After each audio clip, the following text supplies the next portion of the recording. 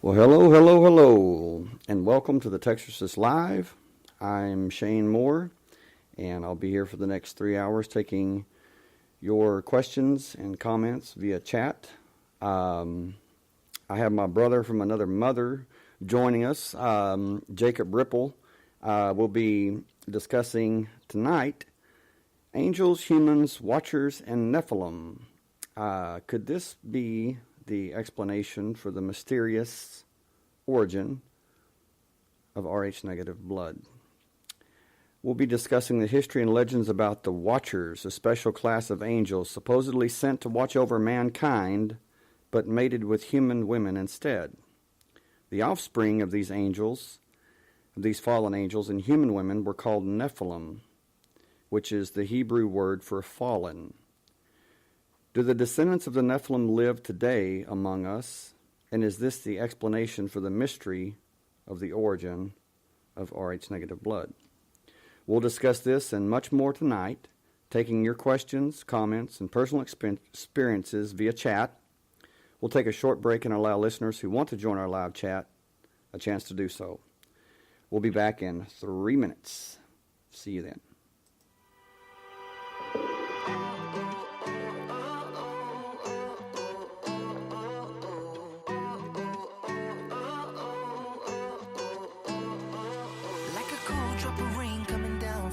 Sky, like a honeybee taking off that really shouldn't fly, like a snowflake falling down on a summer day. It's just amazing. It's a million to one, it really couldn't be. You're my kind of one of a kind. I'm gonna get out there and say it, 'cause there ain't gonna be one more like you, no. Ain't gonna be one more like you, no. Ain't gonna be. I could search high and low, but I know that there ain't gonna be one more like you, no. You're my kind of one of a kind, like a black swan swimming about in a sea of white. Like a bouncer Saturday night acting really nice. That can't be right. Like the most beautiful girl in the world hitting up your phone. It's so wrong. It's a million to one. It really couldn't be, really shouldn't be. You're my kind of one of a kind, yeah. I'm gonna get out there and say it, 'cause there ain't gonna be one more like you, no. Ain't gonna be one more like you, no. Ain't gonna be. I could search high and low, but I know that there ain't gonna be one more like you, no. You're my kind of one of a kind. It ain't gonna be.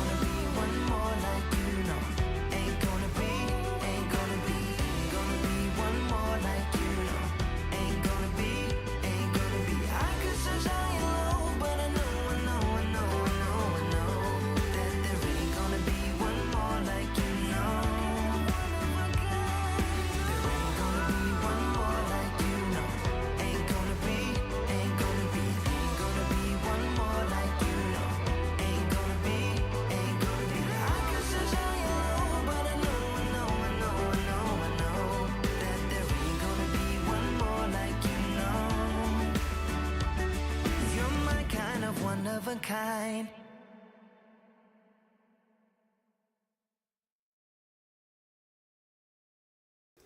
And we're back. Like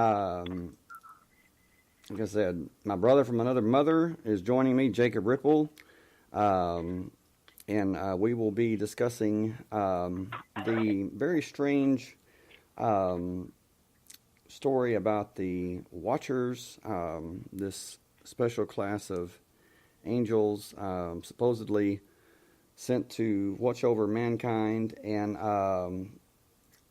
they had other intentions. They found themselves lusting after human women, and we will go into detail about that, and about how that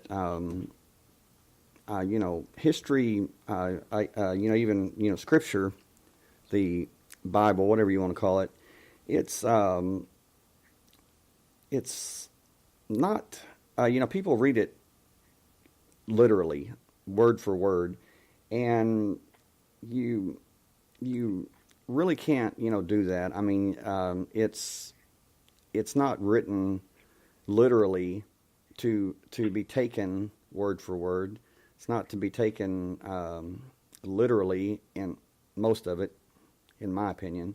You have to really dig, and you have to do research. You have to want to learn, and to you have to earn the real knowledge that is deep down. And that's why Christ spoke in parables. Right. He Christ would tell parables, and they would be stories about the truths that he was trying to pass on, trying to explain, and he used parables or stories to convey that truth, and that's basically what the Bible is. I mean, people say, well, I don't believe that, about certain things, and well, that's good you don't, because if you did, then there'd be something wrong with you. I mean, it's Paul. Basic instructions before leaving life. Right. BIBLE. Right. Paul says in the New Testament, he says you are viewing these people as one man, one person. He says, and basically says, and they very well might have been. He says, but they're more than that.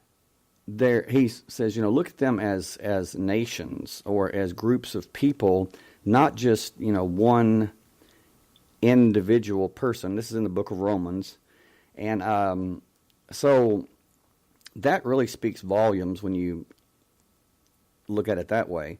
But there's an article that I found. I just typed in Nephilim DNA, and this popped up, and it says Rhesus negative, the ancient bloodline of the Nephilim, and it's a question mark.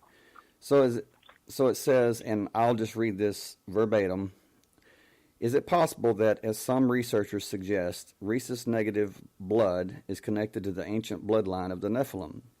Controversial as it may sound to you, there are numerous researchers who firmly believe the Rh negative blood group is an enigma and a mystery as it gets, and mysterious as it gets, and may be connected to more the stars than anyone thinks. There are those who firmly oppose the theory that people with Rh negative blood could belong to the Nephilim, a parallel race of the human species. Now, I just want to add, to this right now, that that's basically what I was told when I had blood test and extensive genetic testing, when my ex-wife and I went to the fertility clinic here in the Dallas-Fort Worth Metroplex, to experts. They're known worldwide, and they looked at my blood test results and my genetic results, and the first time they said, well, your test has been compromised. We're going to have to do a second test. The second test came back the same, and they were astounded. They were just shocked. And I've talked about this before. I won't go into it again.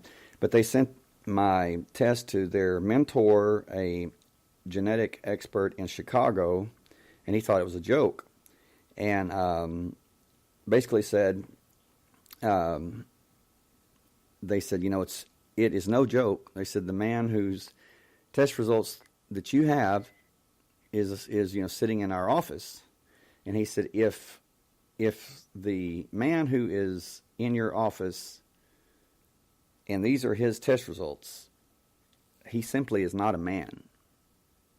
And that kind of tends to make you ask a lot of questions. I mean, so I said, well, what's the deal? And they said, by all biological, medical, and, scientific standards, we couldn't classify you as a human being. And I said, then what am I? And they said, I don't know. An anomaly? Yeah, well, that's exactly the word that was used, and it was typed on my test results. Anomalous, unknown, alien origin. And that, I'm thinking, okay, wow, this is, I've always felt different, but this is a little much. And so they basically broke it down and said, well, they said the reason that you can't have children is because you are, for lack of a better term, you're a different species. And I said, well, then what am I? And they said, well, we honestly don't know. We have no idea. Never seen this before. So this really falls in line with the Nephilim. Hey, Patricia, glad you joined us. This really falls in line with the Nephilim in Genesis chapter 6, verse 4, where it says, and the sons of God, talking about the angels, saw that the daughters of men were fair, and they took of them wives, any of which they chose. And what this means is that there was interbreeding between the species and the angels, and we will get into that later.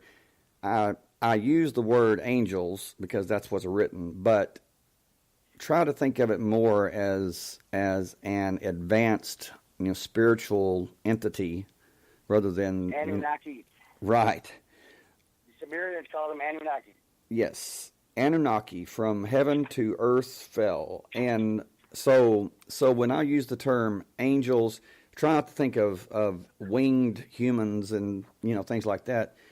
Think of it more as a spiritual, a very powerful spiritual entity that was born of spirit and decided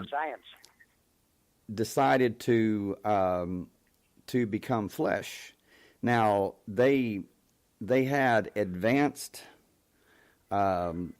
scientific means to do so. They were obviously very highly advanced, and they said, we want to have a legacy.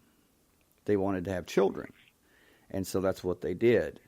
And this is what supposedly caused the flood of Noah in Genesis.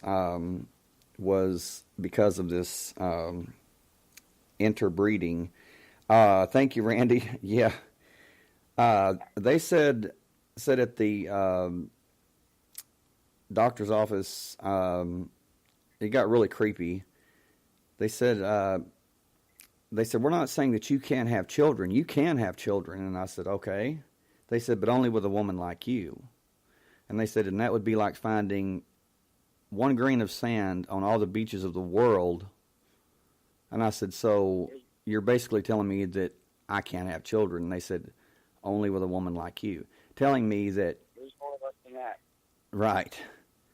That it would have to be someone like me. And I said, someone with my blood type? And they said, no, it would have to be someone more than that. Someone like you with your genetic makeup. And that's pretty creepy, but this says however, according to a number of theories, it isn't that likely. New theories propose this enigmatic and somewhat rare blood group may indicate non-human traits in the genetic makeup, basically meaning that Rh-negative blood is somewhat different than conventional DNA found in Homo sapiens. The Nephilim in Hebrew is translated to fall and is interpreted by many as the fallen angels due to mentions in the ancient text. Interestingly, the Bible, the Talmud, and the Quran refer to the Nephilim as the fallen angels and the offspring of the gods. And it says, quote, "The Nephilim were in the earth in those days, and also after that, when the sons of God came into the daughters of men, and they bore children to them, the same were the mighty men that were of old, the men of renown." End of quote, Genesis chapter 6, verse 4. Now what that means is, what that's saying is that they were giants. Hey, Ezra. Glad you joined us. Yes, Randy, exactly. Only with compatible DNA. Yes. So basically they said that they had never seen anything like this. The expert in Chicago, he said this anomaly. He said, I've never seen anything like it. And but this says they were the mighty men that were of old, the men of renown. That means the men of a name. And they were not, so much giants as in huge, Godzilla-type giants as far as that goes. They were larger, it seems, but they weren't gigantic. They weren't huge like... Larger than life. They were larger than life because of their spiritual knowledge, because of their intelligence, because of the knowledge that they held. And it says they were the mighty men that were of old, because the bloodline, the genetic line, was a mixture of beings that were, spirit, that were born of spirit. Actually, it says born of fire, which means spirit. But they had no human birth. I mean, they were born on a higher plane, and it says they were men of eternity, men, I guess you could say sentient beings that stepped into our time and became flesh, that men of renown, men of a name. They made a name for themselves. They stood out because of their knowledge and because of their spiritual strength. It says, Genesis chapter 6, verses 1 through 4, tells the readers that the Nephilim, which means fallen ones when translated into English, were the product of sexual intercourse between the divine beings, the sons of God, and the human women, the daughters of men, or the daughters of Adam. The Nephilim were known as the greatest warriors and the biblical giants in Ezekiel chapter 32 and Numbers chapter 13. It says, there are some researchers who firmly believe that there is a hidden truth sealed away from the public linking humans with Rh-negative blood to otherworldly origins. Robert Speer provides further insight into the mystery behind the Rh-negative bloodline. He says, quote, there are 612 primate species and subspecies recognized by the International Union for Conservation of Nature, and not one has Rh-negative blood. End of quote. Rh factors, or the rhesus factors, was first discovered in the blood of the rhesus monkeys. According to Sefer, if mankind evolved from the same African ancestor, their blood would be compatible, but it is not. Nearly 85% of all human beings have Rh-positive blood, yet all royal families have Rh-negative blood. And also, as far as our American presidents, to my knowledge, every one of them have been Rh negative, have had Rh negative blood. There may be one that did not, but I believe I think all the three were Masons. I think that they all did, and yes, that's another big deal with the U.S. presidents is being Freemasons, a lot of them, but I believe that they all 100% have been Rh negative, have had the Rh negative blood type. It says there are numerous unique traits connected to this rare blood type, and there are many questions that researchers such as Spear are trying to answer. Where did the Rh negative blood come from? Because its origins are unknown. And why is it that an Rh negative mother carrying an Rh positive child rejects her own offspring? Is it possible that this can be explained by a rather controversial theory? A theory which suggests that humanity isn't, in fact, one race, but a race of hybrid species. Other theorists who share Spear's view believe that there are other traits that characterize Rh negative humans: higher IQ, sensitive vision, lower body temperature, higher blood pressure, increased occurrence of psychic intuitive abilities, predominantly blue, green, or hazel eyes, red or reddish hair, increased sensitivity to the heat and sunlight, and in some cases, an extra vertebrae. With that, it would be green eyes would be the most rare, and the red hair gene would be the most rare, and with the extra vertebrae, that would also be a telltale sign that you're different. And I happen to have all three of those: the green eyes, the red hair gene, and the extra vertebrae. That's just there's a lot of people that say, well, that's not the case. You're just that's just fairy tales and legend. And well, No, it's science. It's science. When you put two and two together, and you talk to doctors, you talk to people like I have, and they say, man, really, no one knows where it came from. When no one knows, and then you find something like Genesis 6:4 that talks about the interbreeding of a different species with mankind, you have to look into that, and which I have, and I have come to the conclusion that, or I have discovered in my research that years ago, way back, at the time of Christ, actually before Christ, they were called vipers because of their green eyes.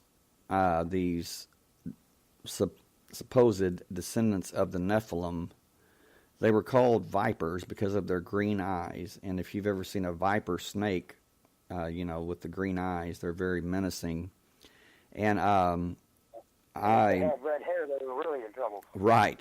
Red hair, green eyes, or blue or hazel eyes. But this would explain why that in a Facebook group that I was in last year, there was a man that really he really freaked out, and just really went off on me. Hey, there's Mona. I didn't even see you. But he just went off on me, and he says, I know what you are. And I'm thinking, what's this guy's problem, And he says, I know what you are. He says, I know what you do. And I said, okay. I said, what do you know about me? And he says, I know that you're evil and that you destroy. And he says, but then he starts apologizing, and he says, I'm sorry. He says, I don't want you mad at me.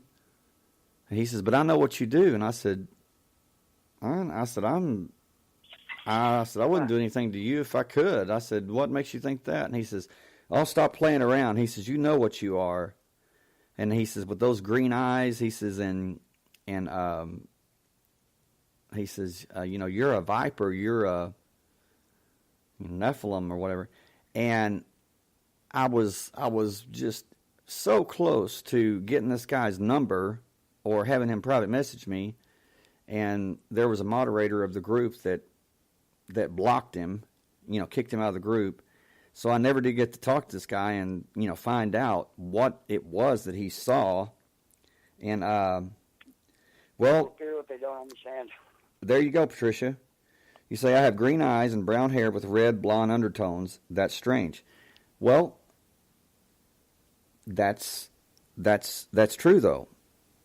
And, I have a Facebook group, the Spiritual Advancement Society, and I handpicked everyone in the group.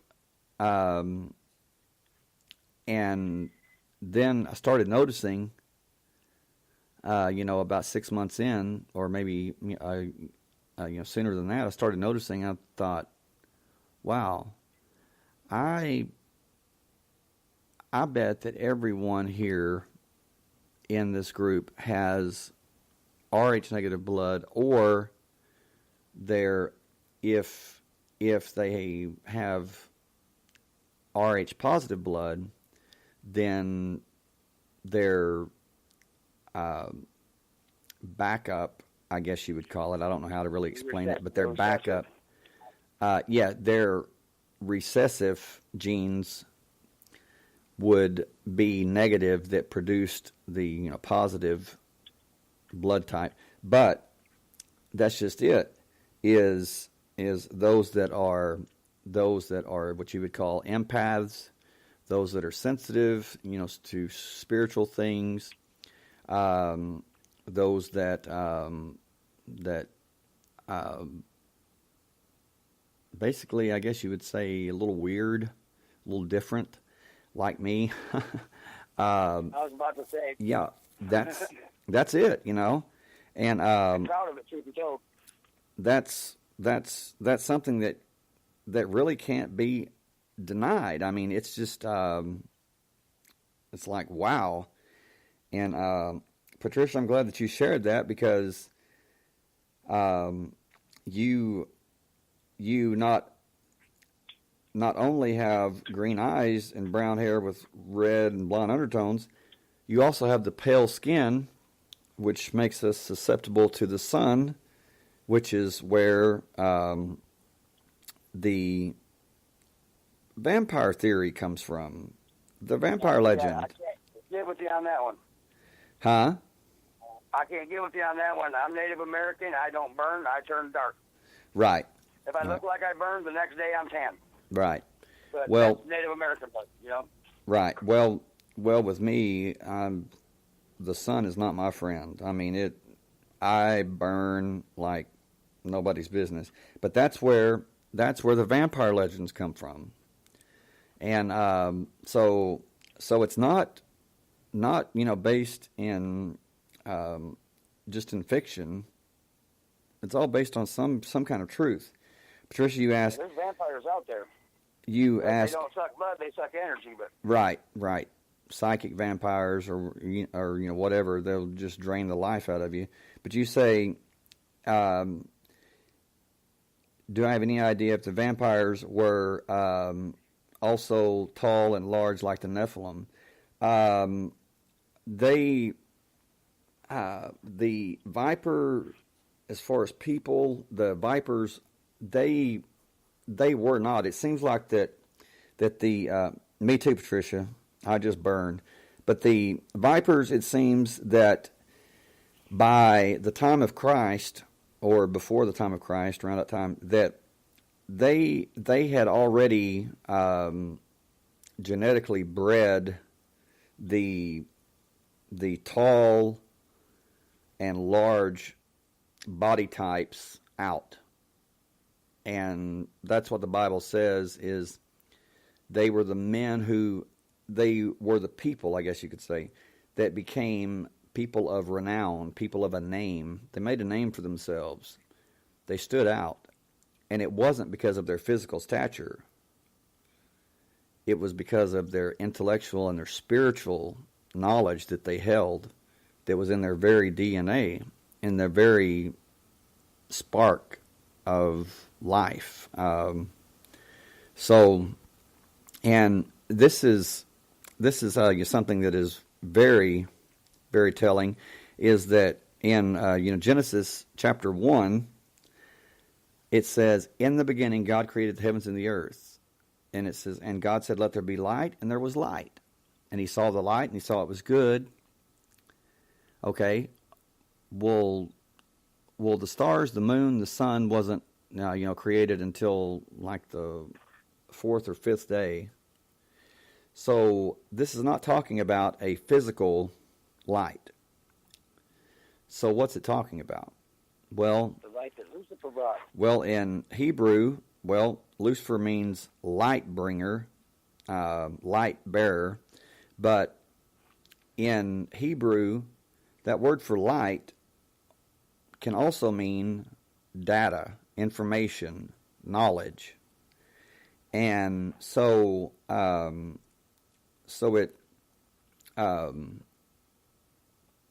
was knowledge. It was knowledge that was that entered the darkness. That's what got us in trouble in the first place. Right. Well, yeah. That's another story. That's not quite what it seems. It's talking about the fall of man, or the sin of man, was not eating forbidden fruit. It was accessing forbidden knowledge, and this knowledge that shines in the darkness was information or knowledge, data, shining into what? The lack of knowledge, the lack of information, the lack of data, the lack of understanding, which is ignorance. And that's not the same as stupidity. Someone that's stupid, that's being willfully ignorant. Someone that is ignorant, I have no problem with them, because they don't know. It's a lack of knowledge. Those that are stupid, they choose to be that way. They reject the truth, they reject knowledge, and they choose to remain ignorant. But this is something, not to get graphic or anything, but we're all adults. A single sperm has 37.5 megabytes of DNA information in it. That means that a normal ejaculation represents a data transfer of 1,587.5 terabytes. Terabytes. 1,587.5 terabytes. Now you tell me, if you had a computer that had 1,587.5 terabytes, what could you imagine what you could do with that computer? I mean, We'll find out soon. Yep. Well, quantum computers. Yep. That's talking about quantum computers. They are. I think they're here already. They are. And CERN, Dr. Geordie Rose, the physicist, he says, you can look it up on YouTube. I mean, this is common knowledge that has been for a couple of years now. He's the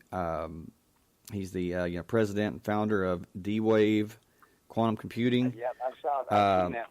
He says in great detail that quantum computers can reach into other dimensions. Well, what are we talking about here? We don't have. what are we talking about here? We're talking about angels, fallen angels, all this. What are angels really? They're interdimensional entities. So what he's talking about is these quantum computers are going to be able, or are able, to reach into these other dimensions, these parallel worlds, and he just talks about it matter-of-factly, like, it's just nothing to it. And then he talks about that there are entities coming like a swarm, and they're super advanced, and they don't have the best intentions of mankind at hand. And he said that they view us the way we view ants. Patricia, you say, I have a book series that actually talk about the fallen and the Nephilim. It was meant to be. Yep, I would agree. You say, sorry, I just got super excited because it's my favorite series, and it's amazing that I picked up the first book years ago, and now we're here talking about this. Well, it's amazing, and that's how it works. I mean, that's how the synchronicity works. And since I first started studying this, researching this, I can't even begin to describe the synchronicity that has taken place in my life. I mean, it's just been one thing after another, and synchronicity are those little times, kind of like deja vu, that tell you that you're on the right track, or that you're on the right path. That you it's the Holy Spirit telling you you're on the right path. That's what I believe. Right. We'll take a quick break, and we'll be right back. Just hold those thoughts, and we'll be right back in a few minutes.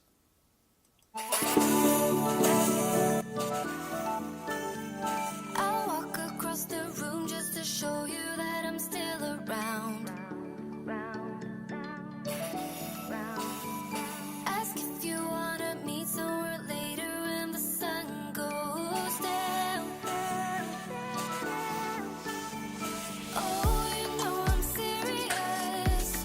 I'm serious. I will keep you all to myself.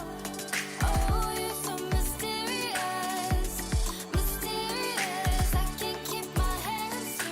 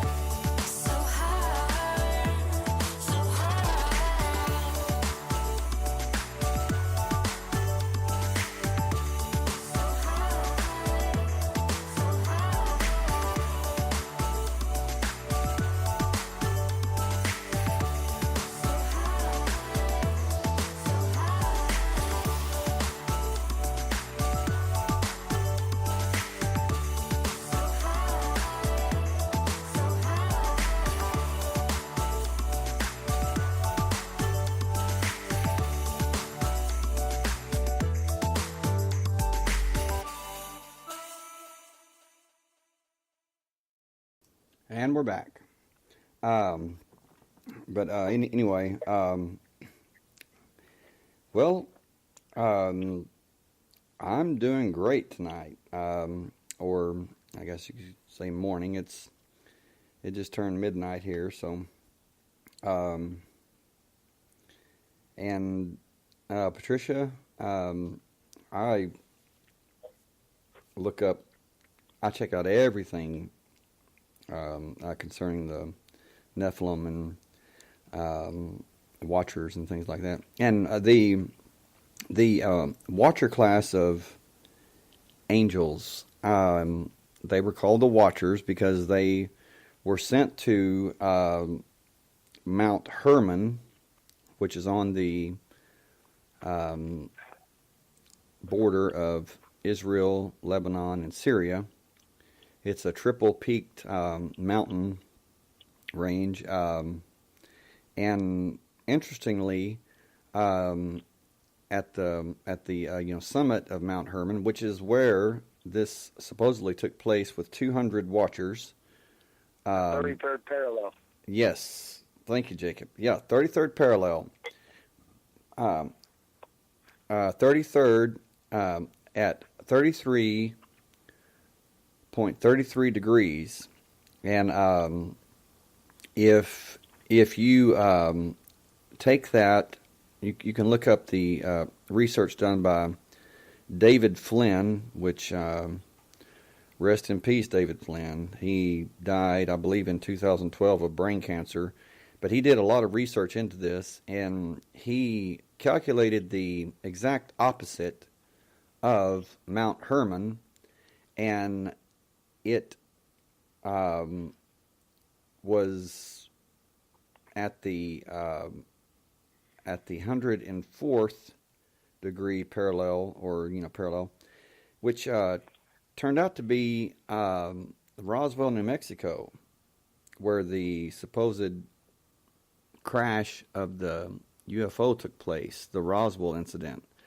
And he said that these were not that what you see or what people see and they think are UFOs or aliens. He said they're not aliens. He said they're demons.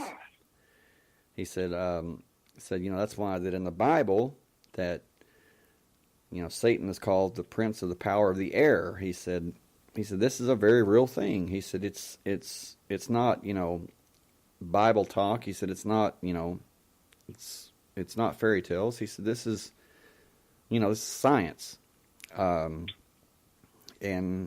I believe he was right. But the Watchers were sent to the summit of Mount Hermon to watch over mankind, so that mankind wouldn't destroy himself or wouldn't cease to exist, basically to help man along. But when they saw the daughters of man, the daughters of Adam, the Bible says that they saw their long hair and their physical beauty, and they said, we're going to take them. We're going to have children. They're going to have a legacy, and that's what they did. Then they'll be like God in their mind. Right. They have offspring. Right. Offspring, creating, and so, but people, they read where Paul says in the New Testament, he says women, he said, be sure to cover your heads as not to tempt the angels. And I've had people ask me about that. What's Paul talking about? Well, that's what he's talking about. Is they were attracted to the women's long hair, and for some reason, and that's what Paul, says that is he says, don't, women cover your heads, with like a prayer shawl or whatever. He says, as not to entice the angels. And as far as, Sodom and Gomorrah in the Bible, where God, absolutely, Zippy, yes, Hebrew women still do this. So do, Muslim women and everything. They cover their hair, their head. Let's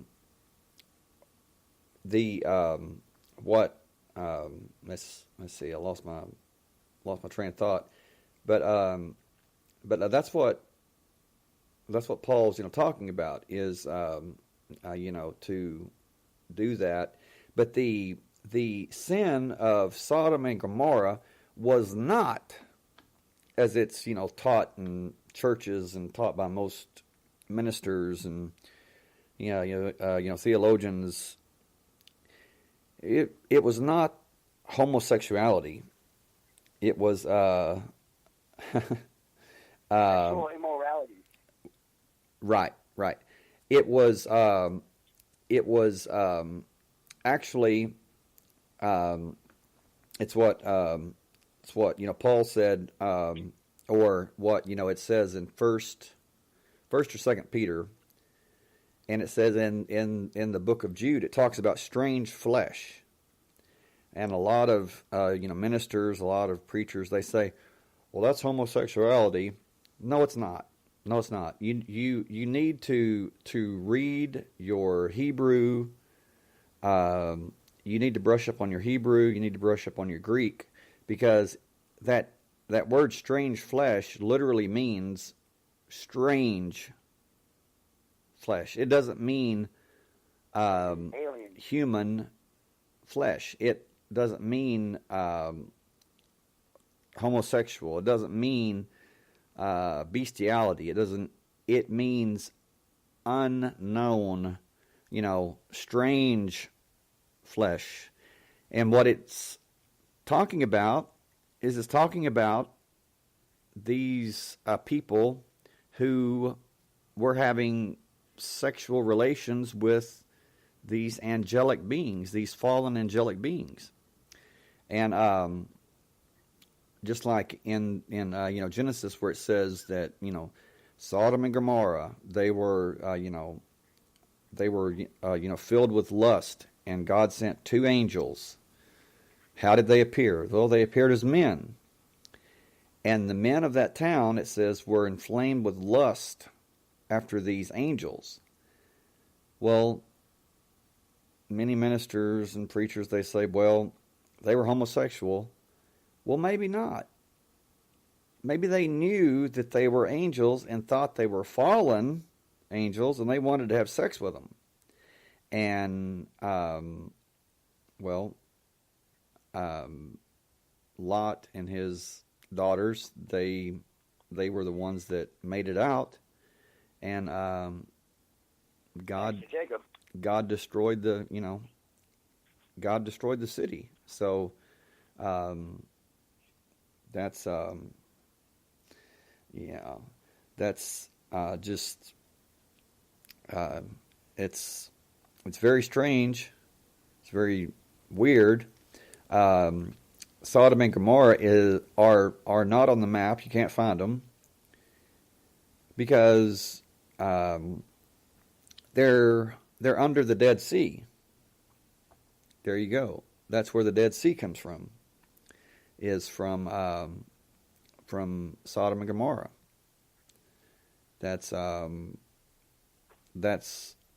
that they can't be found. The ruins of them, can't be found, just because they're under the Dead Sea. As they were probably pretty radioactive for a while too, I would think. Right, because it was a lot of. I think it would be a nuclear, cataclysm, or a meteor that hit, meteor strikes, something like that. But God caused a nuclear reaction. I mean, he could do it. Right. nevertheless, I mean, they were wiped out. It was done for. And but as far as the Nephilim, there has been so many movies and books, just like Patricia's talking about. The flood was before Sodom and Gomorrah. Now, this is one thing that I want to point out is that that it says in Genesis, it says that that the Nephilim were in the earth during those days. Before the flood and after the flood, in the earth.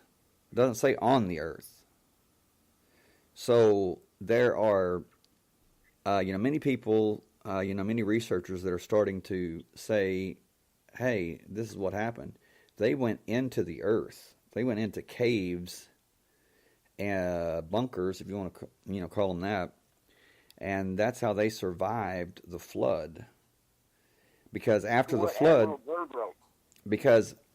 flood, you have, David and Goliath had, 4 or 5 brothers.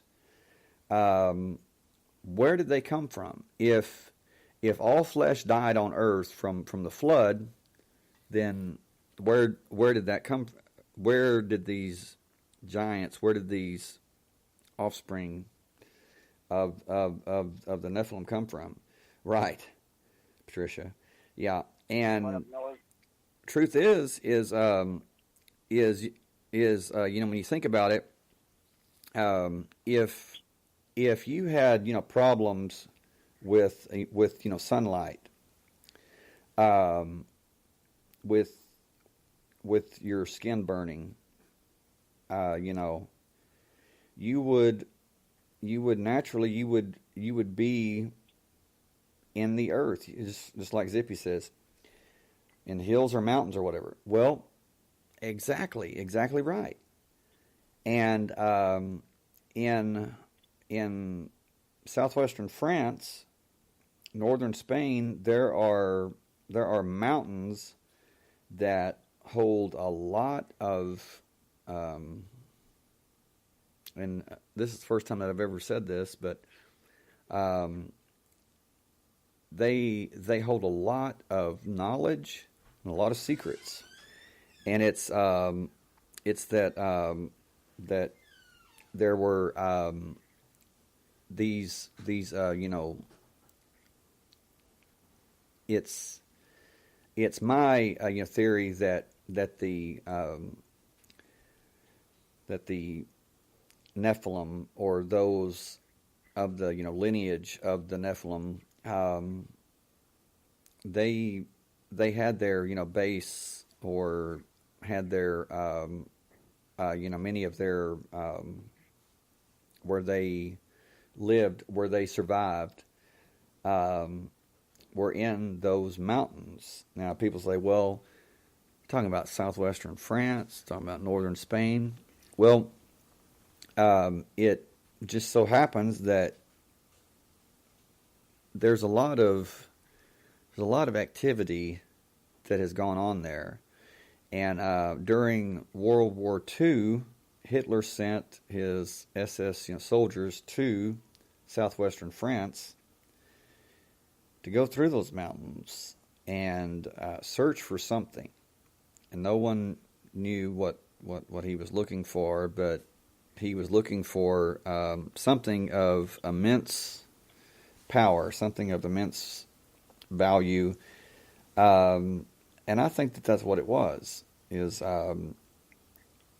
Right. Zippy says, yeah, typically where bones are found, governments take them away, like Sardinia.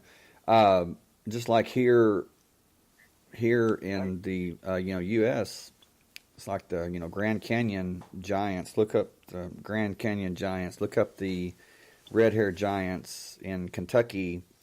The old oldest cave dwellings found anywhere on Earth are in France. Yes, Jacob, that's absolutely right. Yes. And it's there's there's so much, there. When you look at Stonehenge, you look at the Great Pyramid and these massive structures. You're like, wow, how did that happen? How did they do that? But in southwestern France, there's a structure. That makes the Great Pyramid and Stonehenge look like child's play. It's a 40-mile outdoor temple that is a pentagram that's a 5-pointed star that points upward, and it's marked by mountain peaks, believe it or not. You were talking about Mount Hermon earlier? Yes. Mount Hermon houses the highest temple on Earth. The highest known temple of any religion is on the summit of Mount Hermon. Wow. Well, Mount Hermon at the summit now, there's also a United Nations yes, sir. United Nations embassy there, I believe. Yes, sir. And what does the Bible say? It says in the book of Revelation that the world system in the last days would be the beast system. Well, what is the United Nations? That word united. Don't trust that. United. Ooh. Sounds good, but when you get right down to it, it's talking about a world system. Everyone's united. World order. Yes. A world system, and it's already here. I mean, it's already here. As if you said, I started listening to the recording of the Book of Enoch tonight, and these 200 were quite something else, basically using earthly women as whores, and it's assumed these women often didn't survive after childbirth. That's correct. That's where the cesarean birth comes from, because their offspring were too big for them to deliver naturally. And so the Book of Enoch, he describes how some of these children, it seems they clawed themselves out, as gruesome as that is. But there again, that's where the cesarean birth comes from. And people say, well, how did that happen?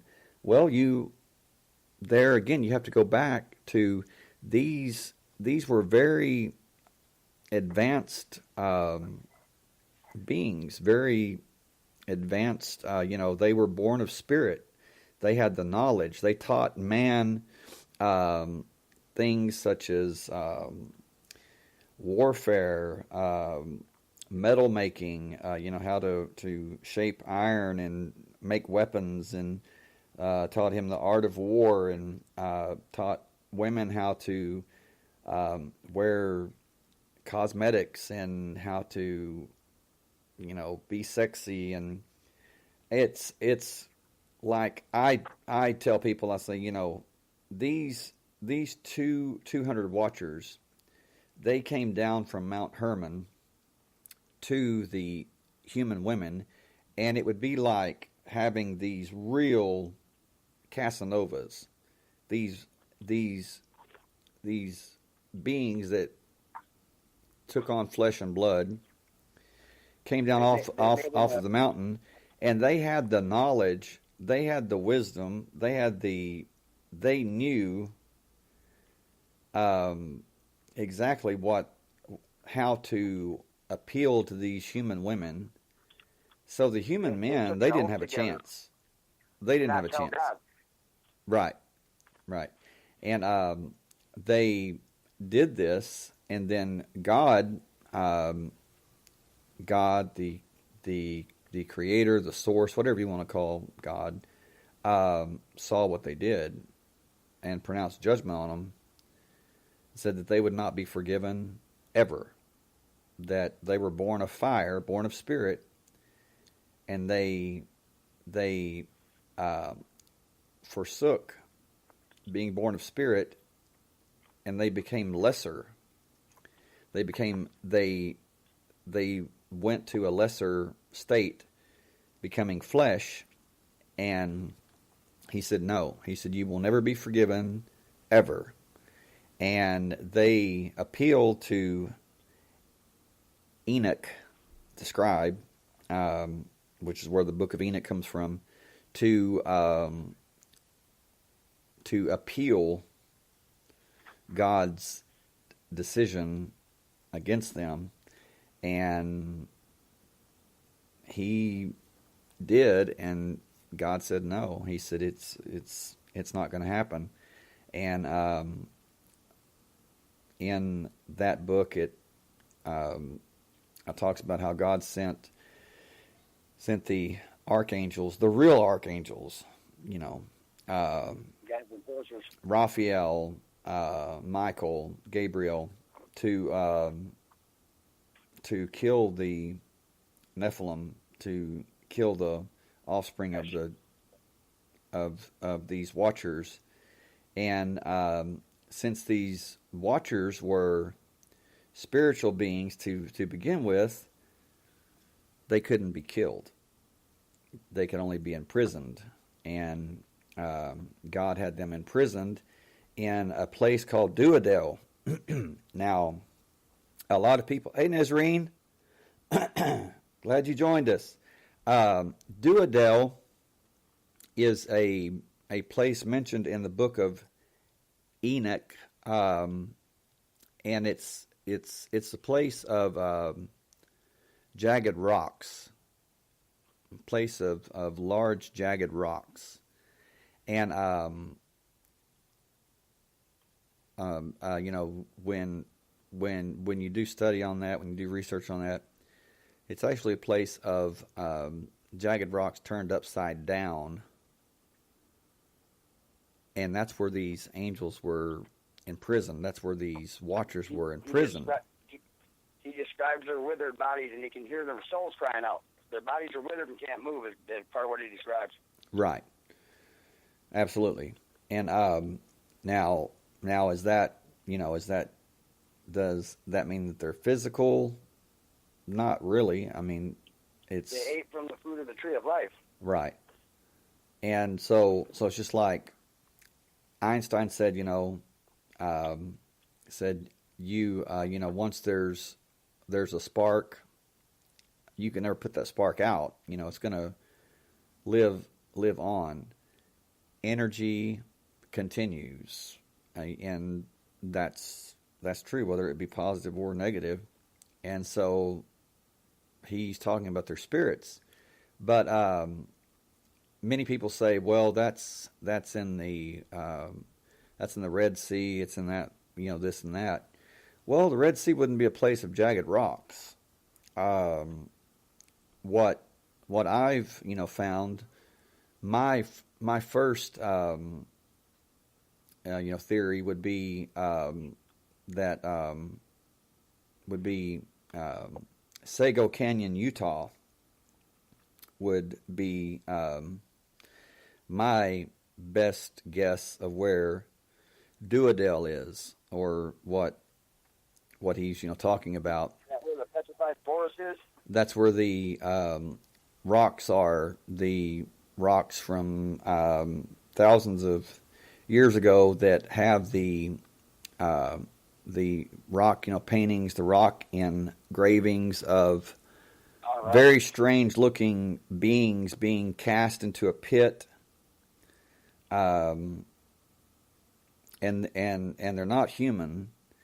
And Sago Canyon, Utah, you can Google it. It shows these rocks, these huge rocks that are pointing down into the earth, that the Native Americans, they painted on these rocks what they saw. And like I said, it's not human. It's like these beings are being rounded up. They're being cast into this pit. And to my knowledge,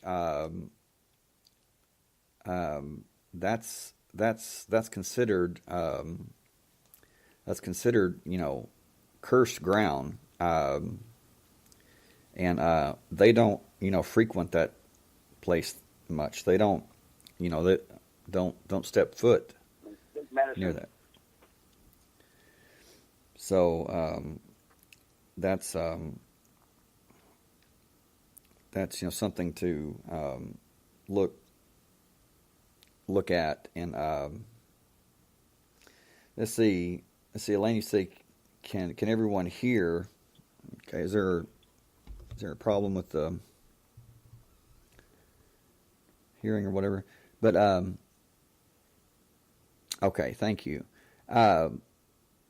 Let's see, you say, Zippy, Billy the Beast DVD gets into the true foundation of USA, Washington, D.C. I'll bring it to Texas next month if you want to give it a watch. Well, thank you. I'd love to. That's something that's very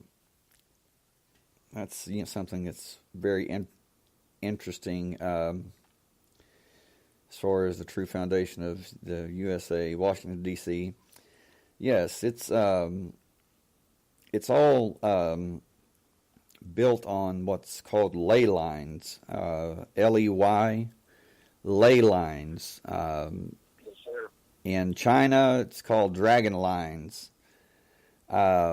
These ley lines are they run through, yes, you guessed it, southwestern France, and probably originate from southwestern France. That's a huge place for, that's a portal, if you want to call it that, of this very topic that we're talking about.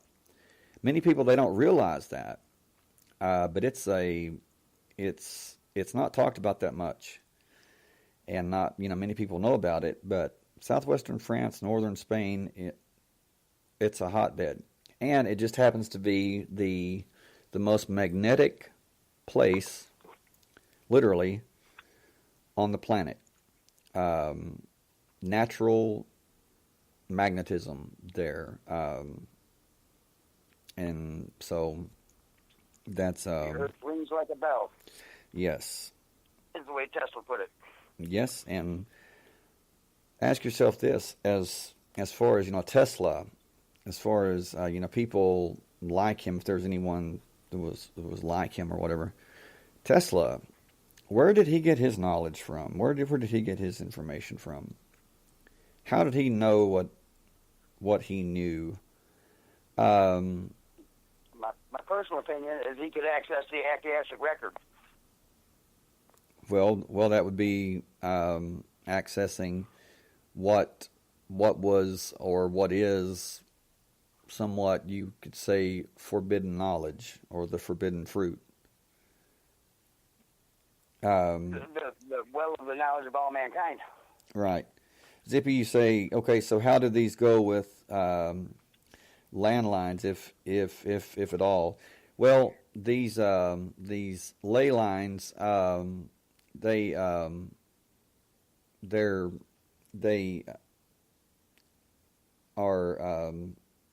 part of a electromagnetic energy, but also at certain places like Stonehenge, this place in southwestern France I'm talking about, the Great Pyramid. These are places where rituals were held, because it's a not just an electromagnetic current. but also it enhances the psychic, if you want to call it that, the psychic current or the mental current, and where people can access different dimensions or times. They can transcend this time and space through these ley lines, certain places on these ley lines. And the pyramid is built directly in the center of the landmass on the ley line. Right. The Great Pyramid, yes, was built. I mean, like if you put the Earth, if you put all the land back together, it's said that the Great Pyramid is in the very middle. So that's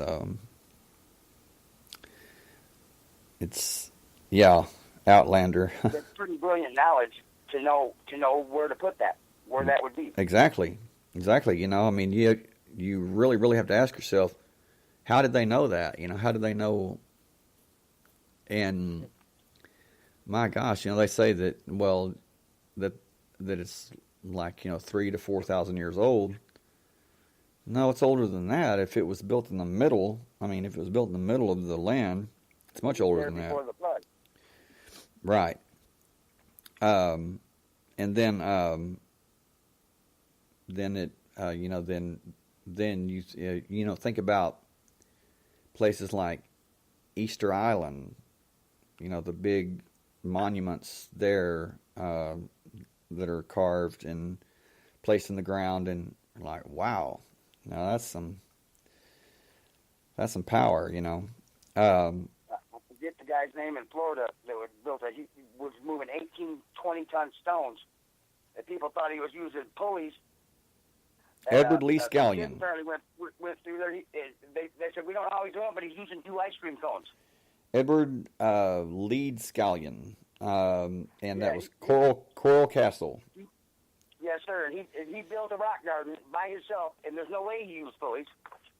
And like I said, the only people that ever actually saw him doing it were 2 kids, and they said he was using ice cream cones. Yes. He was a very, very small man, probably weighed up about maybe 100 pounds, and he moved these giant pieces of coral that were tons, that weighed tons, and by himself, and built this coral castle in Florida, and people, they just said that Zippy, you are very in tune, very, very much in tune. You say, okay, now I'm thinking that this Earth is all just a computer with virtual reality places. My quick response after now hearing of ley lines, exactly right. That's my theory, and I'm sticking with it, and I have for years. That sound was used to make the pyramids? Right. Sound waves. Right. And truth is when I saw the Matrix movie, when I saw the first Matrix movie, I sat there with my mouth open, and my ex-wife, she said, "This is basically what you've been saying for years." And yes, let's watch it again. Watched it again. And then it goes on, to the second and third, movie. And I'm thinking, how did they get away with making these movies? Because there's so much truth in these movies. But that's just how they did it. It's a movie, right? Well, yes, but there's a lot of truth in the movie. It's just that you really have to, watch for it. But that's exactly right. The license plate, that's how you got me going on it. Right. Mr. Smith's license plate. Right. Isaiah, I forget what it is, but it says let's see, let me find what it says exactly, because I was looking at this. It says, I can't think of the verse. I will make you a smith for the forge of it, something like that. Right. It's what it actually says is, let's see, I'm going to Google it real quick. But it talks about the, let's see. Okay. It says his license plate is IS 54-16. Isaiah 54, chapter 54, verse 16 says, "Behold, I have created the smith who blows the fire of coals and produces a weapon for its purpose." And Zippy, you're right, which would better understand artificial intelligence that is moving in so quickly. Absolutely right. In the King James Version, when it talks about the firstborn of everything belongs to God, in the King James Version of the Bible, it specifically says the first two pierced the matrix belongs to God. Then it goes on to talk from the womb, but the first thing it says is the first two pierced the matrix. Right. Which matrix means womb. That's just another word for womb. But yeah, and but also in the Matrix, Neo is the neophyte who is learning that he's not just a normal human being. He says, in the first, Matrix, he's contacted by Morpheus. Morpheus is the Greek god of dreams. Morpheus contacts him and he says, "You're the one." And he says, and there's, agents that are coming for you right now. And so when he's trying to escape these agents or whatever, he says, "What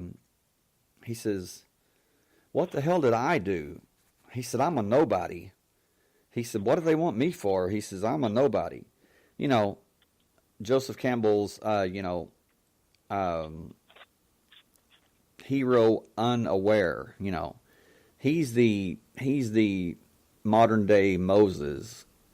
He's the, to lead the people out of bondage. But he doesn't see it. He lived in the earth. Right. But matrix does mean womb. But it also in Isaiah it says, and man, people are really, really shocked, when you say this or when they hear it. And it's let me see here. Jacob, thank you for mentioning that, because I certainly would have thought of it, but this is, let's see, I'm going to find it here. Isaiah chapter 45, verse 7. It says, I, the Lord, I, the Lord God, form the light and create darkness. I make peace and create evil. I, the Lord, do all these things. Okay. Well, people say, well, Satan or the devil, he does this and does that. By God's will. Right. By God's will. That's what the book of Job is explaining. Absolutely. And they're like, well, Satan or the devil did this, and, God's in heaven wringing his hands going, oh, I'm so worried. And I said, tell him, hey, nothing is happening that God's not in charge of. And I'll read that again. Isaiah chapter 45, verse 7. I, the Lord God, form the light and create darkness. I make peace and create evil. I, the Lord, do all these things. So, when you look at it in that context, does Satan, which Satan actually means adversary, does Satan ever act on his own? Does he ever do anything without God's permission? No. Never. How do we grow? We grow by adversity. We don't grow on the mountaintop. We don't learn on the mountaintop. We learn in the valley. We learn in the darkness. And in the darkness, we have a clearer view of the light. It's always been that way. People say, aren't you afraid of the darkness? No, not anymore. Why not? Well, once you have the light, the darkness, there's nothing to be afraid of in the darkness. Well, the darkness gives me a clearer view of the light. And I'm not afraid of the darkness. I try to always be aware of what's in the darkness, but I'm not afraid of it. So, but there again, darkness is ignorance. Light is knowledge. And when we come back, we will discuss that more in depth and get to the bottom of it. But that's when you look at Cain and Abel, the sons of Eve. It says in 1 John in the New Testament, it says Cain, who was of that evil one. And then you say, well, wait a minute, Cain was of the evil one? Okay. How did that happen? Well, through research and everything, it's my theory that that Adam was not the father of Cain. The serpent was the father of Cain. It's just my theory. Now, I think Abel was the serpent's child because when it says about Cain being born, it says Adam knew his wife, and then Cain was born, and then it just says later Abel came. Right. Well, so one thing was I thought that way too. Right. Well, one thing is that Cain is not mentioned in the genealogy, and Cain lived. Cain murdered his brother, and so it seems like that if he had have lived, that it would have been Adam, Abel, and the genealogy. But Cain is not mentioned in the genealogy of. It goes through Cain's genealogy and leaves it there. Right. Well, about Cain's offspring, who created brass instruments and figured out metalworking and. Right. Well, two, when you go through the genealogy of Cain, and you go through the genealogy of Seth, they are basically identical. It's just that the spellings are different in the names, and it's my theory that the translators were trying to pass on a very important truth. They're the same. That makes sense. They're the same. Well, They were passing on a very important truth that they could not pass on, plainly. They had to veil. In the book of Genesis, there's 2 stories of the creation of man. Right. In the first part, where it said God created them both out of and blew the breath into both of them, created them in His image, and in His image He created them, and told them to go forth upon the earth and be fruitful and multiply. And then in the next chapter it talks about the Garden of Eden and Adam naming every animal that creeped or crawled or walked on the earth before Eve was fashioned from his rib. Right. So, like you said, they're trying to. To me, that's trying to pass knowledge that they weren't wanting to let through. Right. Well, that's one thing. Let's see, Zippy, you say so. Question. Do I know of Lilith? I read reference to it earlier today. Lilith, yes, that's in the Jewish ancient Talmud. Lilith was supposedly the first wife of Adam, but she refused to submit to Adam, and created as his equal. Right, and Lilith was the one that supposedly was responsible for deaths of babies and miscarriages and things like that. Okay, well, according to that lore, according to that legend, could they be describing the when the blood type, when the Rh negative blood type causes miscarriage, causes the abortion of the fetus? And we'll talk about that when we come back. Stay tuned.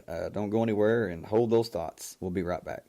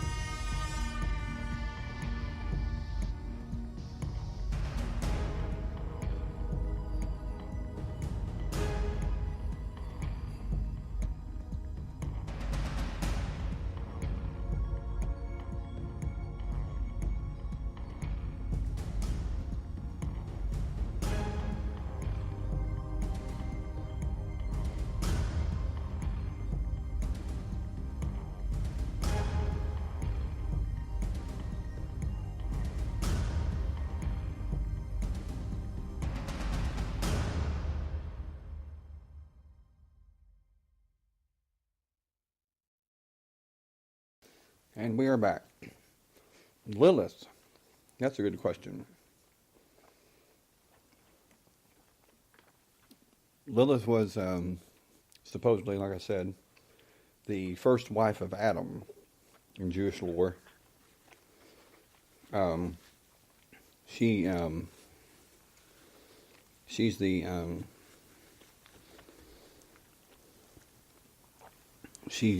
the one that is supposedly responsible for miscarriages and the death of babies. Let me Google Lilith and find a little bit more on, let's see. From what I remember, according to the Kabbalah, she becomes a monster and gives birth to 100 monsters every day, and God decreed that one must die every day. Yeah, it really, let's see.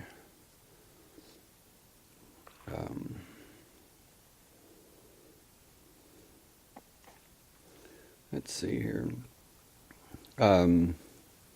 Lilith was a demonic figure of Jewish folklore.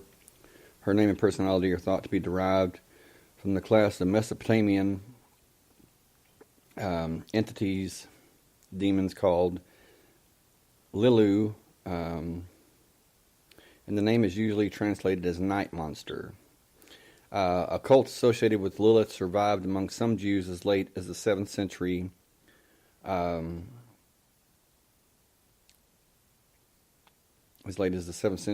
The evil she threatened, especially against children and women in childbirth, was said to be counteracted by the wearing of an amulet bearing the names of certain angels. It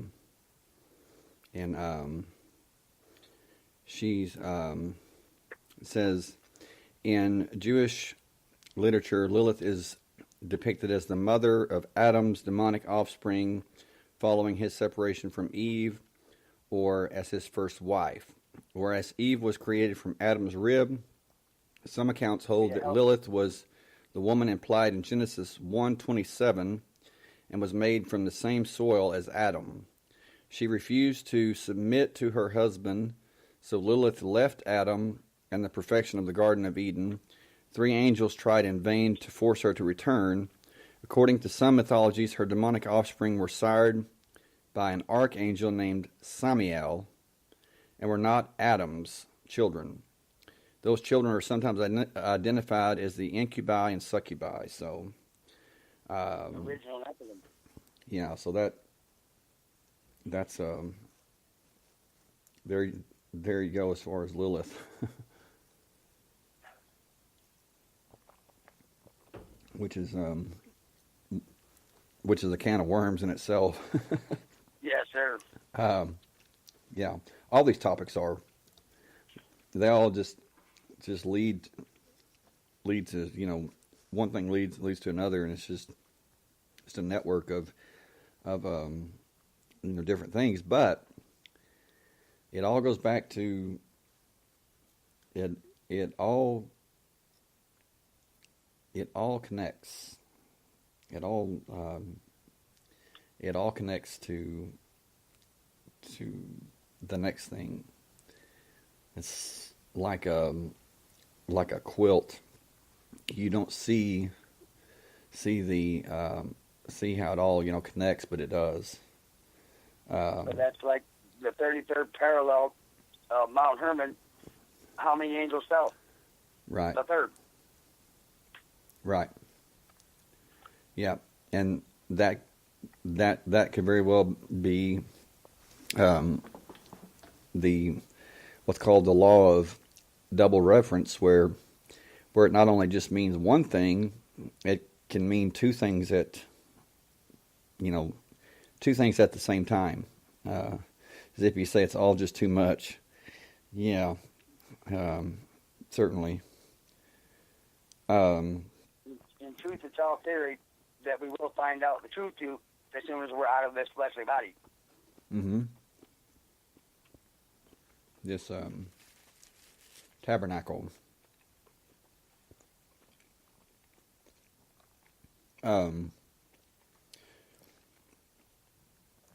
Nephilim, they were the fallen ones, not because they had tumbled out of heaven into the quarreling world of men far below, but because they had tasted sin.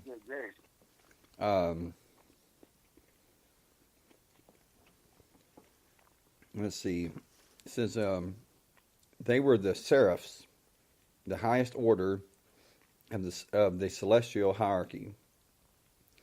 Satan, Leviathan, and Belial, the cherubim, Azazel, Beelzebub, Berith, the archangels, Adramelech, Sarphiel, Zagiel, 200 in all, put on this earth by God in a time before Jesus, a time even before the great flood when Noah built his ark.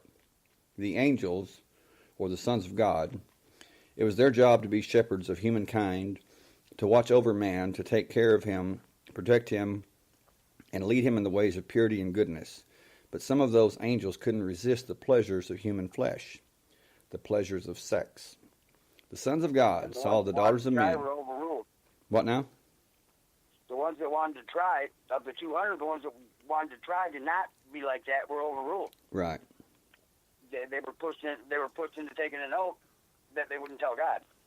Yes, and that's where Mount Hermon gets its name. Hermon means the place of an oath. So. Yes, sir. It says that saw that the daughters of men were fair. What happened next is perhaps inevitable. The sons of God came into the daughters of men. Genesis continues, and the daughters of men did bear children to them. God's trust had been betrayed. The offending angels were cast out, became known as the Nephilim, which is Hebrew for fallen. But what happened to the children born of a human mother and angelic father? For answers, we have to turn to the book of Enoch. The book of Enoch is an official part of the Bible only in certain Christian traditions, like the Ethiopian Orthodox Church. But it describes in great detail how the fallen angels taught their wives and children, instructed them, and for the first time human beings had knowledge. Azazel taught them how to make swords, the book of Enoch says. Kokabel taught astronomy. Pianamil instructed humans in the art of writing and reading. And because God believed all this knowledge was corrupting mankind, he sent the great flood. Soon humanity was washed away along with the Nephilim and their children. It would be up to Noah to start over again. All of which sounds rather far-fetched, like a far-fetched story taken from books written thousands of years ago. But what if it were true? What if the Nephilim and their children survived the flood somehow? Chapter 10 of the book of Genesis tells how the children of Noah's oldest son, Japheth, left the Holy Land and populated northern Europe. But some experts believe those weren't Japheth's children at all. They believe Japheth had been killed by a Nephilim who assumed his form and had children with his wife, which might sound even more far-fetched than before until you consider the evidence. The Nephilim and their children were said to have a reddish tinge to the hair on their heads and their pubic hair, pale skin, hazel eyes, and a tendency to high blood pressure and a higher than average IQ. Sound like anyone you know? It certainly might. And if you tick any of those boxes, you might be descended from a fallen angel, is what it says. Here's more. Scientists have identified a blood type that may well be the blood type of the Nephilim, rhesus negative. Blood types are broken into two groups. The first is a letter, AB, or O. The second is RH positive or RH negative, which is the rhesus factor. So, for example, the most common blood type in the world is O positive. Most people have a positive blood group. AB or AB positive, or O positive, 85% of the world's population, in fact. So what of the 15% with a negative blood type? Scientists argue that the rhesus negative blood group originated in the Holy Land 35,000 years ago.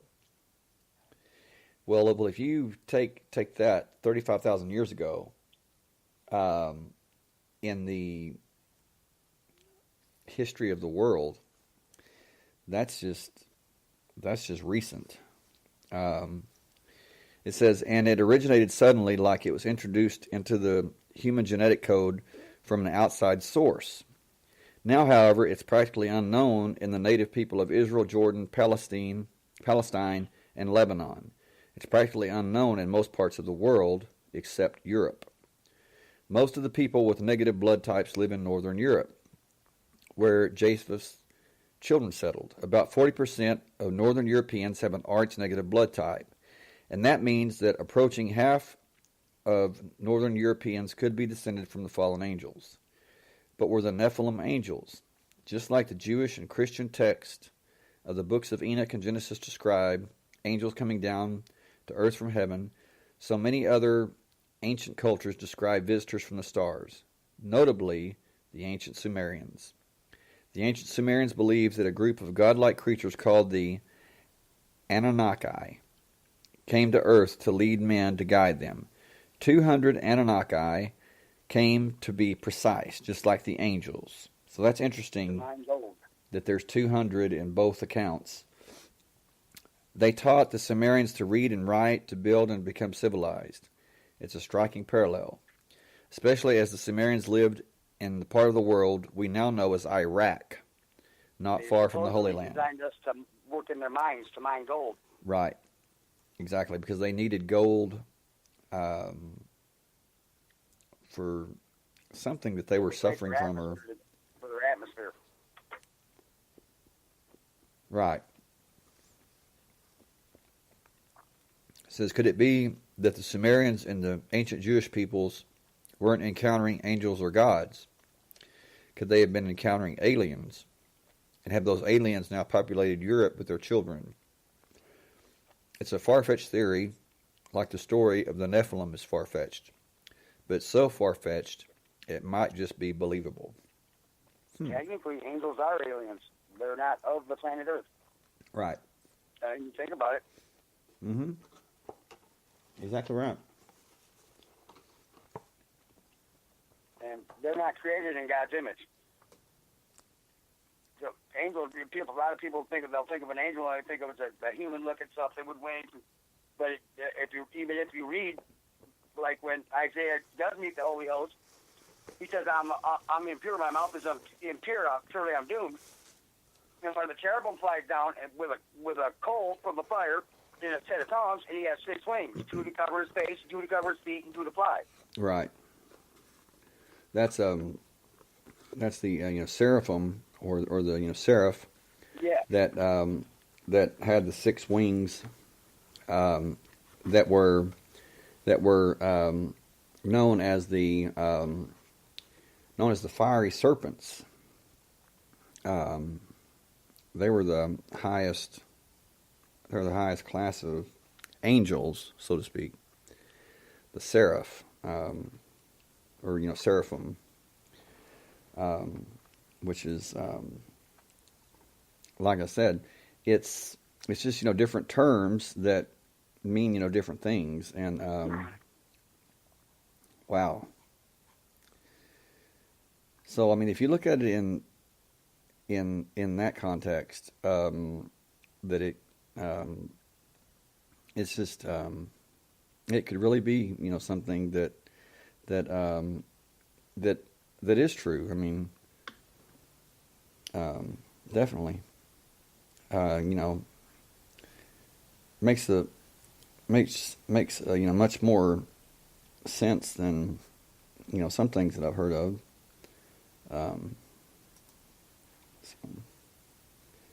Really strange. I mean, I study everything about things like this, but I take everything with a grain of salt. Usually Right. what resonates with me is what I kind of take to be the truth. But, what in my gut feels right. Right. Zippy says, and y'all DNA is attacked through GMOs and other things to mess up with perfect creation. Okay, I'm not sure what y'all DNA is. I mean, I know you're talking about Yahweh, but I don't know what Yahweh DNA would be. And then you say, which likely is another interesting storyline when it goes into the DNA. Well, what you have to understand is when the Bible talks about, when it says the life is in the blood, that it's my theory that it's not talking about the literal blood. It's talking about the DNA. God's big on bloodlines. Right. DNA, Yep. genetic lines. Exactly. And I think that we all have the power we all have the ability to access genetic memory, and I believe in that. I believe that there is a genetic memory that we have from our ancestors. Tesla called it the well of all human knowledge. Right. And if you want to call that the Akashic records or whatever, it's genetic memory that that we can access. It's just that some people can access more of it than others. I think that's where some dreams come from. Excuse me. comes from. About the brilliant people like Tesla that were doing things nobody had ever heard of. They all were a little bit crazy. Mm-hmm. I mean, they all went a little bit insane. I mean, if you think about it, Tesla wanted to marry a pigeon. Right. Einstein really wasn't insane, but he was a womanizer. Mm-hmm. You know what I mean? But right. he didn't. I don't know how his brain worked, because every experiment he did in his mind, 99.9% are accurate. Right. That's what Tesla. Tesla would do it all in his mind, and then he would create the physical. But he was trying to create free energy for the world. As soon as the investors found out, they shut that down. Mm-hmm.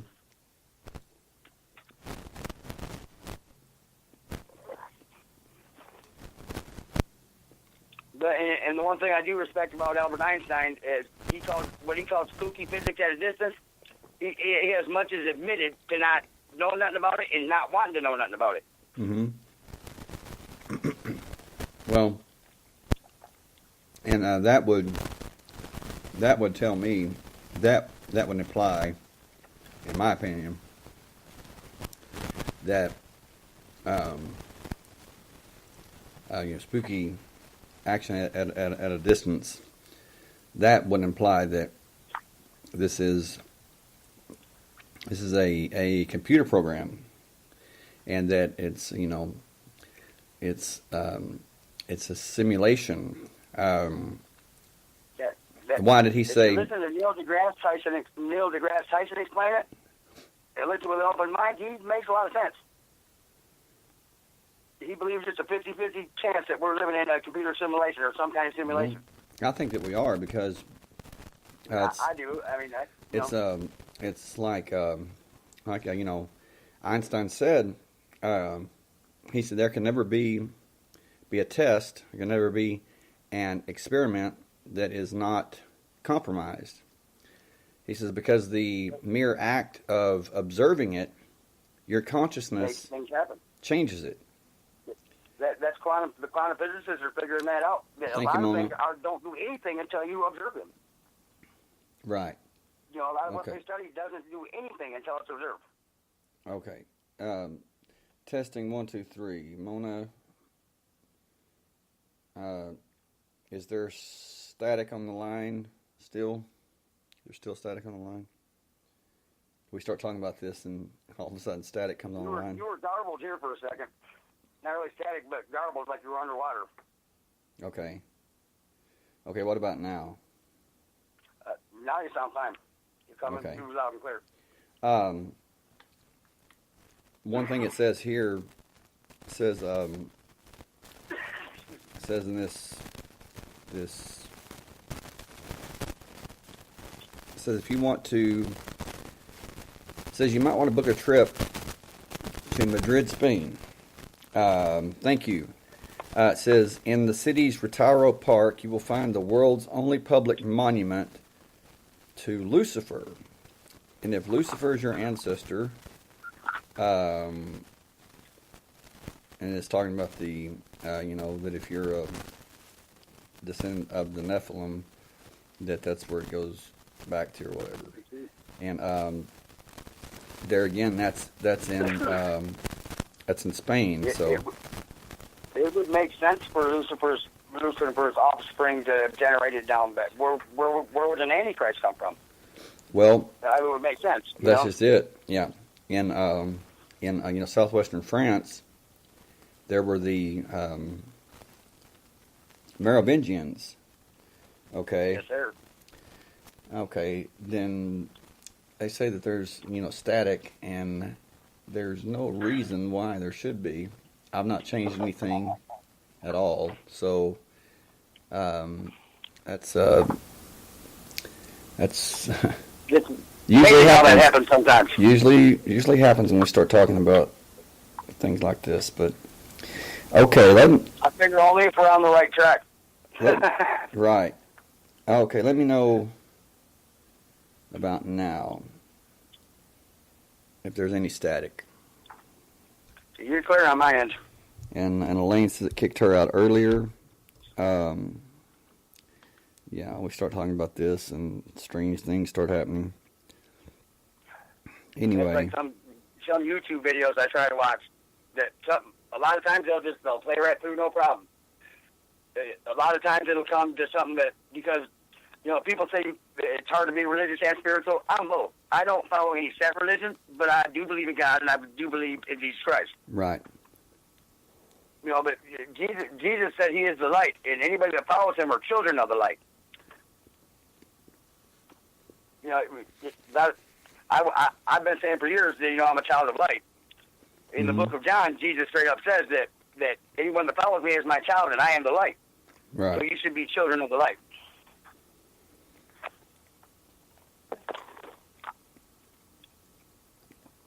We've had strange things happen.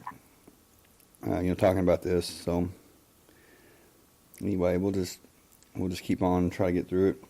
But that's basically what I was talking about.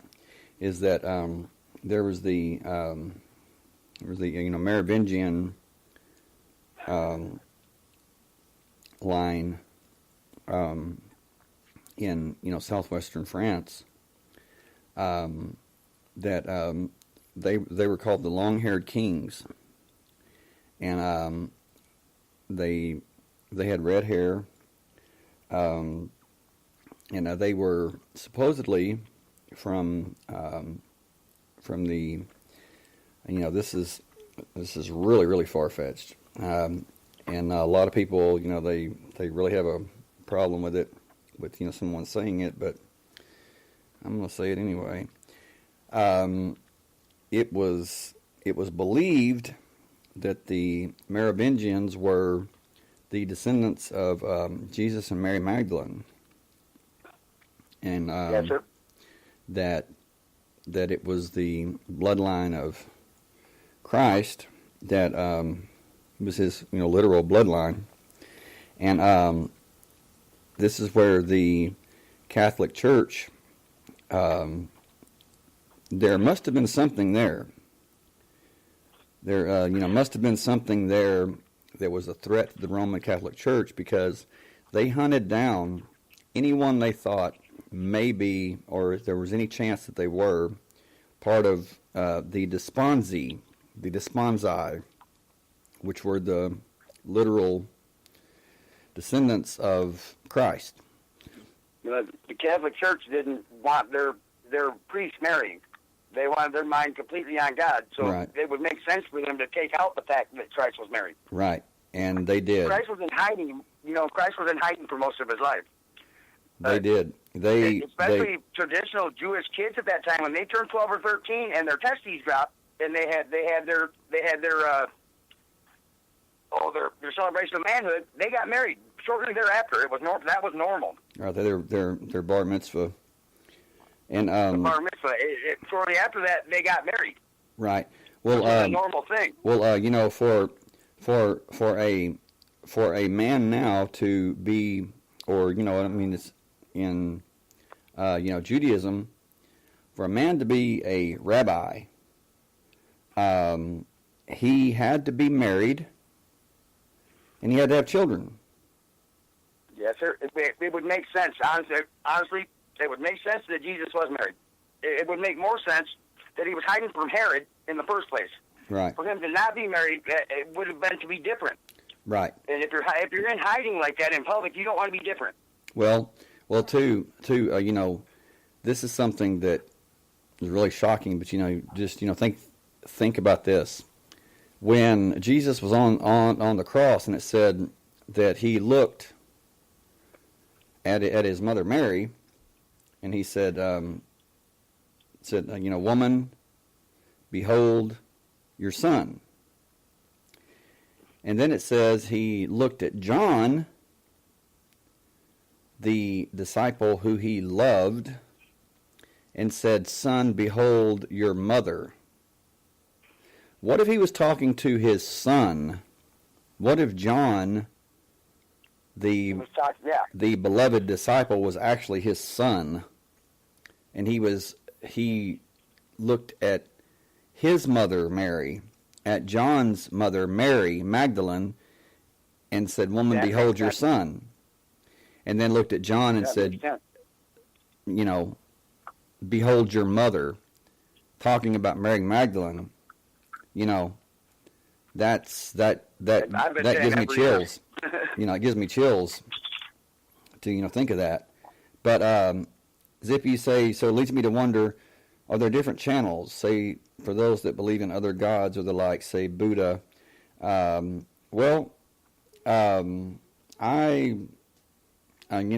the Bible, it says that there's one name by men must be saved, and it says that name is Jesus Christ.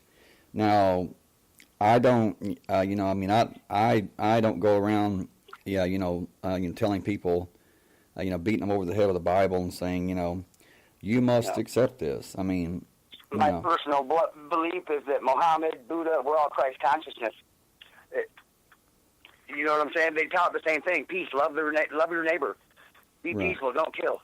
Well, be kind to each other. Well, it's just like your Bible says over and over, says God is love. So yes, it's pretty simple. Jesus said, live by the golden rule: do unto others as you would have them do unto you. And and the two greatest commandments: love God above all else, and love your neighbor as yourself.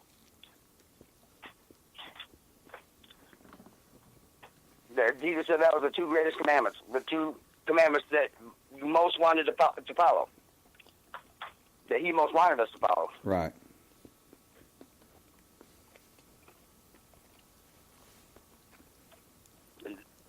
Zippy, you say, but if this is all a computer program, well, then God would be God would be the programmer, and it would be like the devil or Satan, whatever you want to call it, would be like a virus, or just a self-created virus, just like the Matrix. And then you're saying, just wondering if there are other channels. I'm not saying I subscribe to that, just a ponder. Other channels? I don't know. One thing that I've... if you're referring to other ways to get to God, I personally, I believe there are. I believe that anyone that believes in the Creator can have communication and have fellowship with. Well, it's just like, Paul says, God would be the oracle. It's just like, Paul says for, those that may, say, well, I never heard the, gospel. Right. Zippy, that's what you said. You said, but I think of others that don't see Jesus Christ, etc. I'm just thinking out loud. Exactly, and that's what I'm talking about now. Paul says in Romans chapter 1, he says to those that might say, well, I never heard the name Jesus Christ. I never learned of, Christ or whatever. He says those that, those that have not heard, he said they have no excuse. He says for the world itself and the things in the world. He says, when you see them, you're looking at the creation. You're looking at the signature of the Creator himself.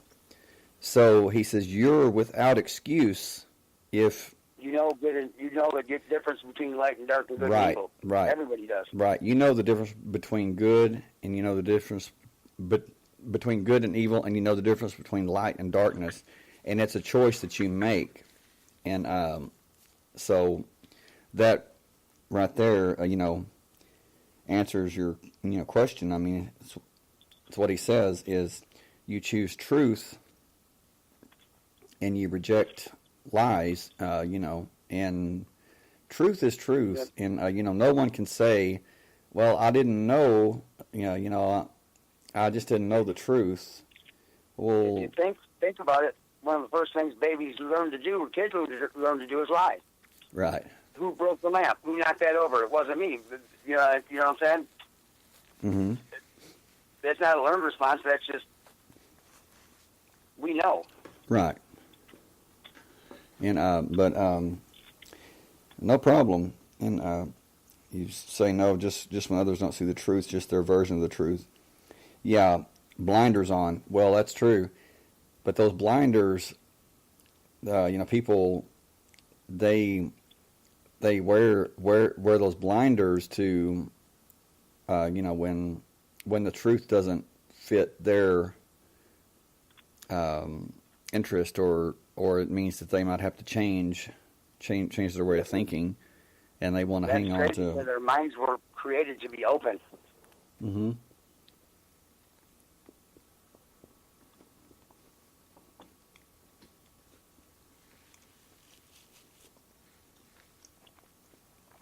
Truth need not scream. Huh. No, the truth is usually pretty quiet. Mm-hmm. It's pretty quiet and it's very large. It's like the elephant in the room that a lot of times people don't want to see. Mm-hmm. Very much so. But they say the truth will set you free, and that's just a fact. If you don't tell lies, you don't ever have to worry about covering one up, and you'll always be free of that burden. Mm-hmm. Well, people say the truth will, the truth will set you free. That's not true. The truth will set you free. The truth you don't know, that's not going to set you free. And it's exactly. That's like the dumbest question there ever is going to be is the one you don't ask. Right. And it's like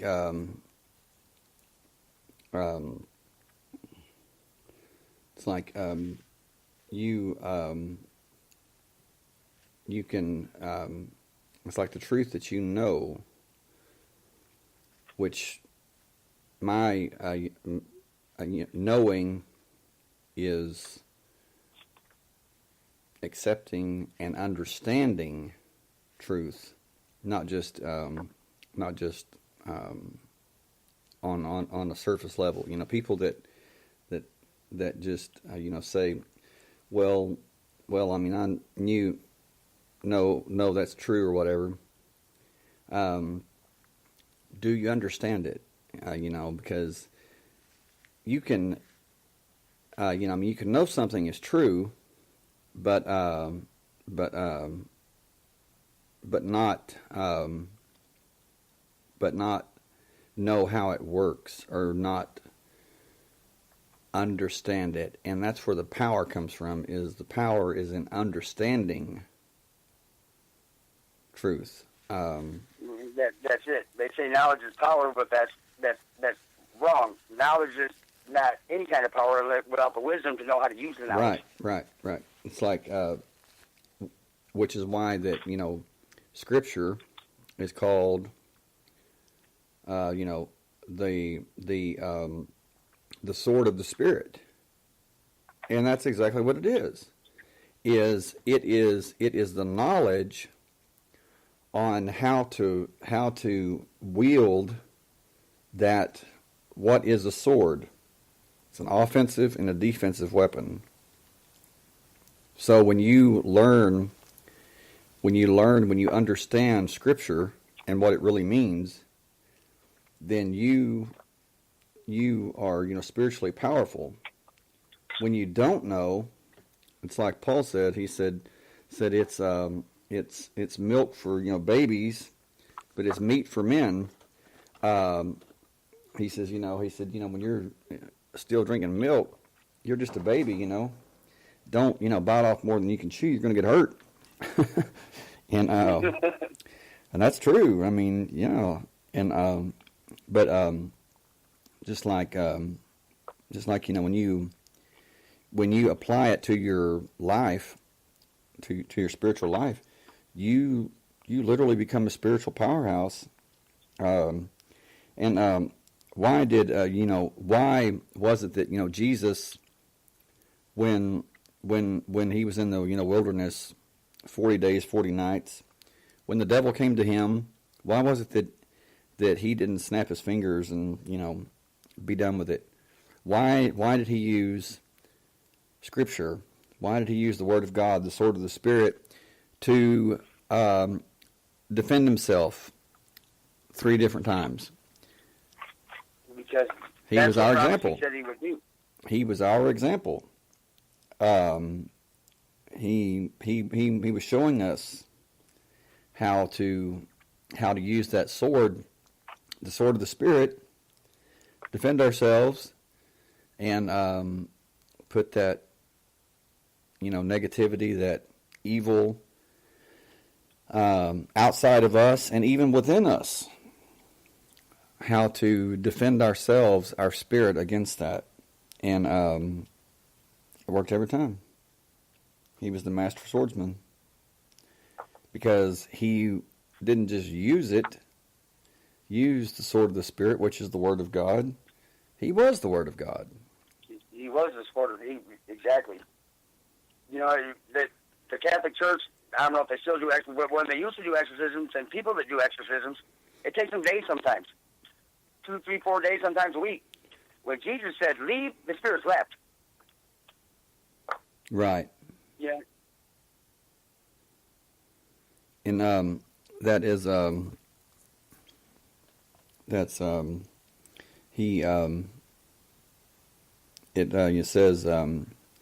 says that in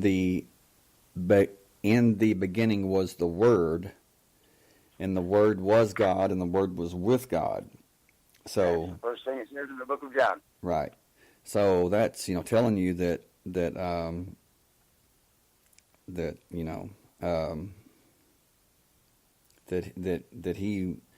he was with God and he was God.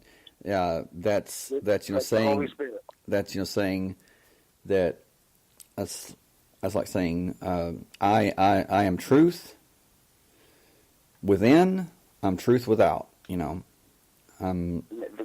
ancient Greek philosophers said God is everything and He's in everything. Right. And but that's I say God, call creator, call it the source, whatever you want to call it. To me, it's all the same. Right. God is love. Point blank. Right. And there's nothing trumps love. That's right. That's right. That's exactly what I was going to say. Is that there's nothing higher, nothing more powerful than love.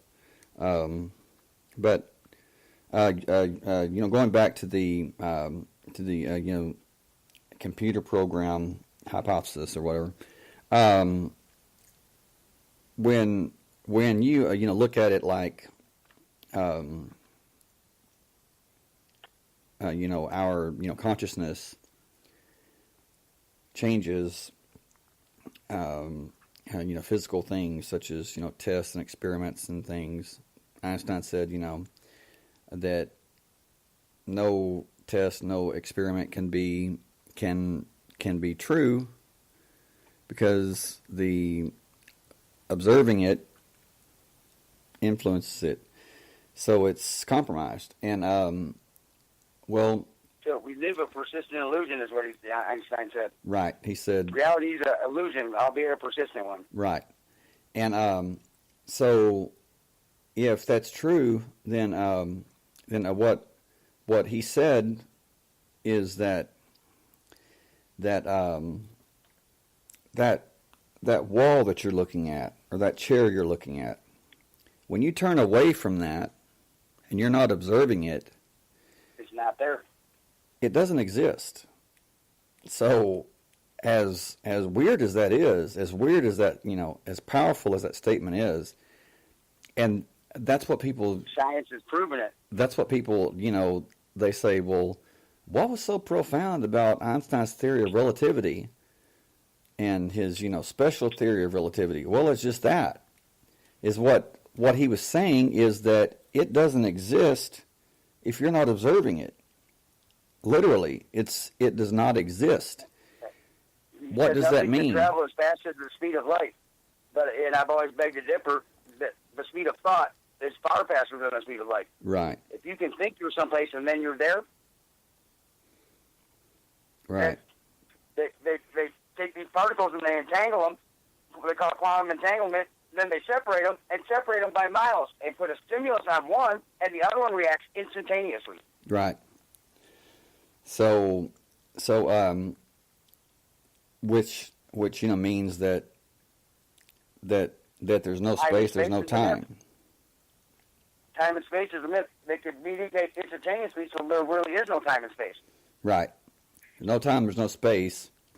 So, strange as that is, but what does that mean? That means that your mind makes it real. Your mind, your consciousness makes it real. Yeah. Now, physical reality. Now take the mother, take the grandmother that runs out and lifts a bus off of her child. How does she do that? Well, I'll tell you how. She doesn't stop and say, "Oh wow, I have this 10-ton bus I have to lift off my child." Yeah, they used to say it was adrenaline. She does it. She doesn't think about it. So therefore, it's not a 10-ton bus. It's only a 10-ton bus if she thinks about it. If she observes it and says, "Oh wow, I have to." Watch the interviews with people that do that. They don't remember doing it. They don't remember it weighing anything. Right, because it didn't weigh anything. Exactly. And yeah, but that should speak volumes to us. Is that people say, "Well, I'm going to try." Well, you go ahead and try. I'm going to do. It's because we have that pesky thing in our way, brother. That pesky thing. It's called the ego. Well, what I'm saying is that trying gets in the way of doing. Yes, And when you say I'm going to try, you're saying I'm probably going to fail. You're setting yourself up to fail. There's a chance I'm going to fail. When you say I'm going to do, there's no room for failure. And try that don't sometime. allow the failure to cross your train of thought. Right. Because you're inviting it into existence. Right. And but the let's see, as if you say somehow transhumanism and AI has to fit into all this, even if only as Satan's plan, just really is mind blowing. Really, yep, it is. Us focusing on the positive rather than the negative, exactly. And it's as far as transhumanism. In the book of Daniel, it talks about how the iron was mixed with clay, and the iron was mixed with miry clay. It says Daniel chapter 2, verse 43. It says, "And just as you saw the iron mixed with baked clay, so the people will be a mixture and will not remain united any more than iron mixes with the clay. And what it says is, let me find a better, okay, here it is. And in that you saw the iron mixed with common clay, they will combine with one another in the seed of men, but they will not adhere to one another, even as iron does not combine with pottery. That's the New American Standard. The strongest swords made in the world, the Japanese swords, are made with iron and clay. Clay is a part of the process. They're coated in clay for part of the tempering steel and heating the steel. Yeah. And they're washed with clay to get the patent on them.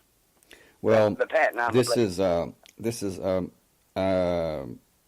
is talking about transhumanism.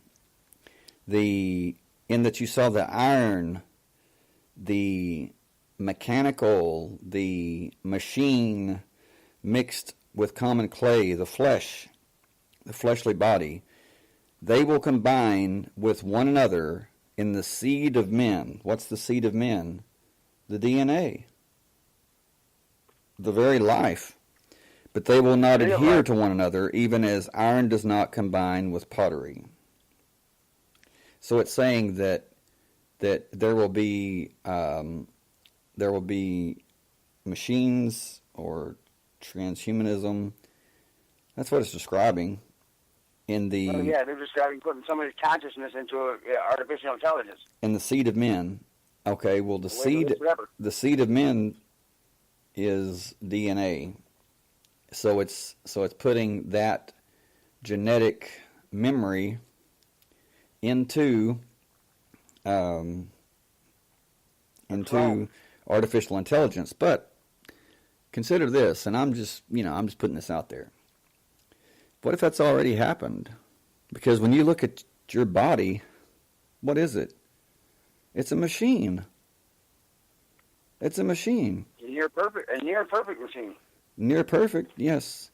But it's nevertheless, it's a machine.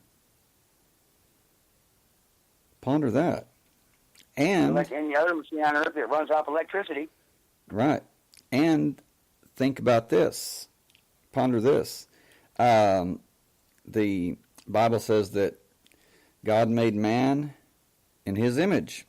What is God? God is love. What is God? God is spirit. Nowhere in the Bible does it say God is body, God is flesh.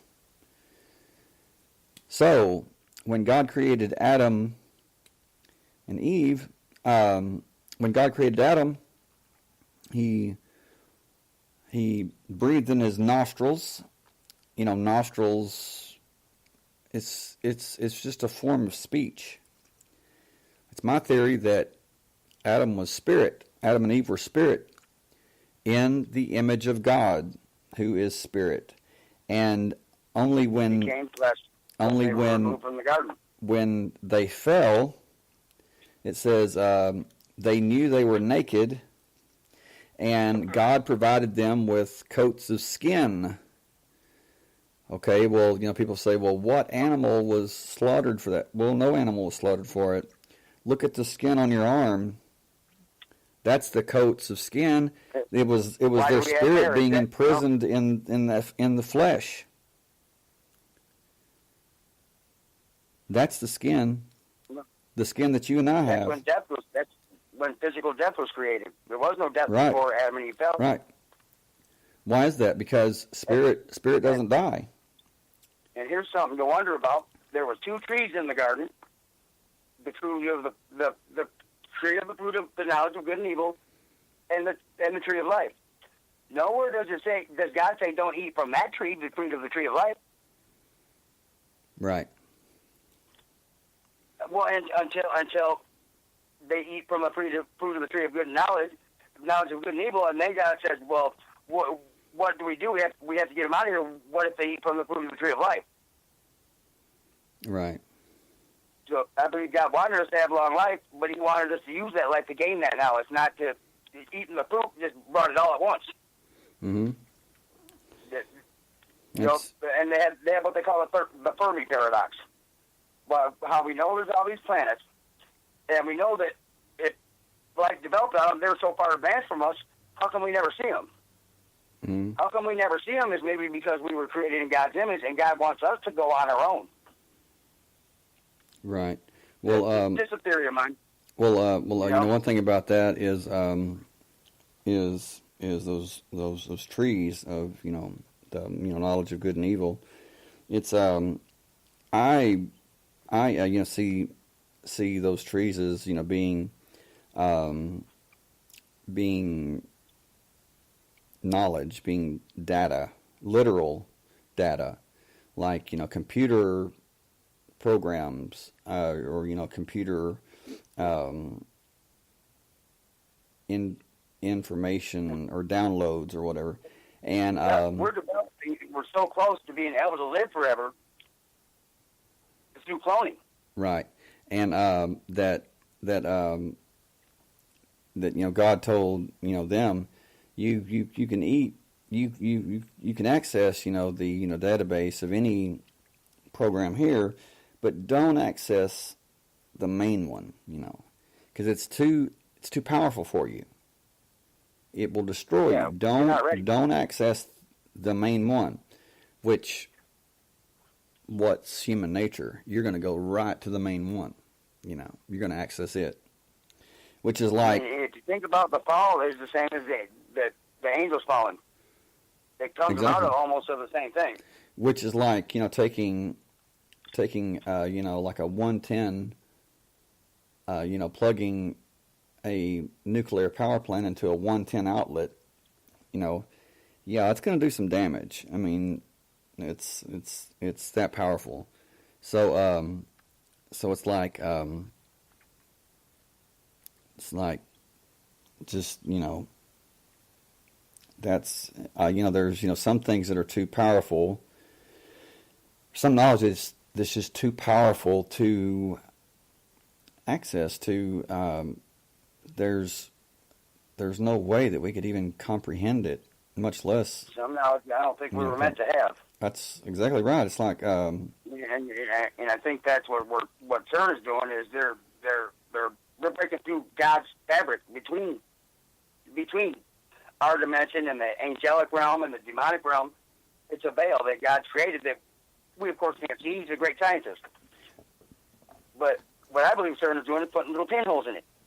yes. Putting holes in it and things can come through. Well, that's, you know. You're absolutely right, because like half the people in Sweden don't use bank cards. They don't do any of that. They have a chip in their hand. Well, it opens their door to their house. It accesses their money. I'm saying it's becoming more and more popular throughout the world. Well, you know, one thing is the you know, Tower of Babel. They were building a tower to God. You know, they were building a tower that would reach into heaven. And that's what makes a computer work, right? A tower. Right, a tower. What's another word for watcher? A monitor. You're a computer monitor. And yes, sir. Think about this. This is something that was you know, given to me years ago. The beast, you know, system is you know, characterized by the number 666, 666. The Hebrew letter V or W has the gematria value, the numerical value of 6. So when you type in www, you're typing in 666. You're typing in the code for the beast system. Okay? And who's the source of the www? CERN. Who's the creator and the source? CERN. Exactly. Right. Okay. Now, get this.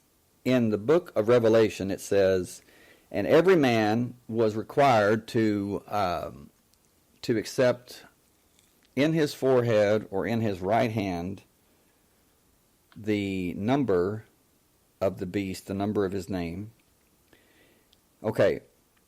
When when you type in www, you're typing in 666.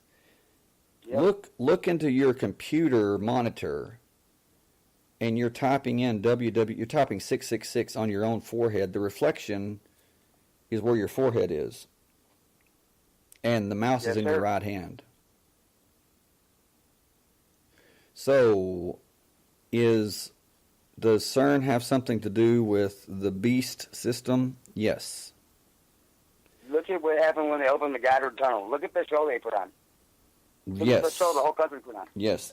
Zippy. It was nothing but demonic. If you haven't seen that, look at CERN's drama play that they put on, and it will give you the creeps. Renowned scientists. Yes, renowned scientists. They basically played out the Book of Revelation, especially the part where it says, and wait, you say, so basically calling an evil spirit. What are you talking about? The goat man. Well, what they called forth in their play was a goat man. Oh, okay. Yeah, that was actually Cernunnos, the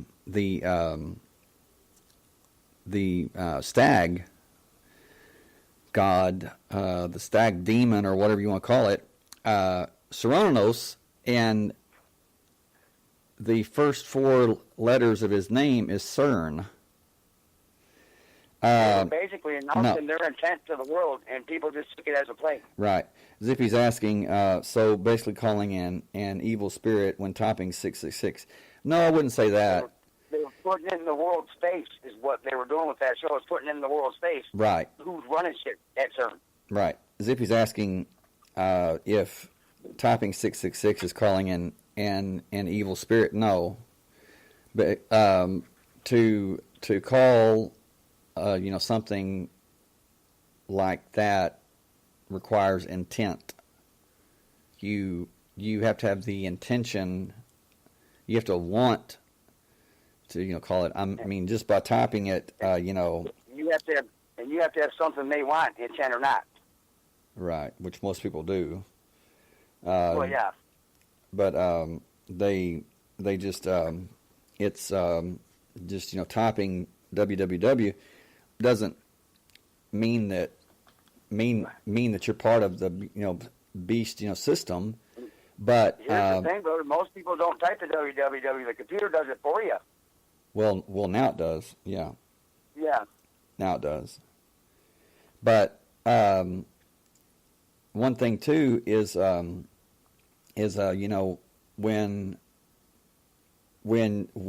you consider that what if our consciousness has already been downloaded into a machine, which is this body, because let's face it, what's even what is this? Is what AI created us.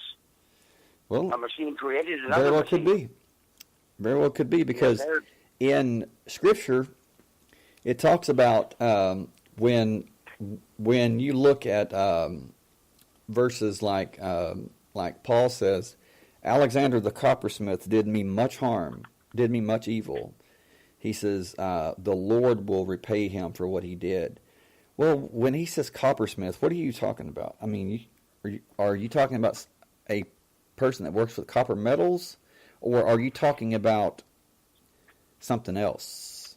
And I believe he's talking about something else. I believe that he's talking about, he's using a veiled language. He's using an obscure language. He's saying, yes, this program or this programmer did me much harm. The Lord will repay him for what he did. Saying, it's kind of like the programmer of programmers will repay him. Will write him out of the code. So it's like when you look at it like that, it's like what is being saved and what's being lost.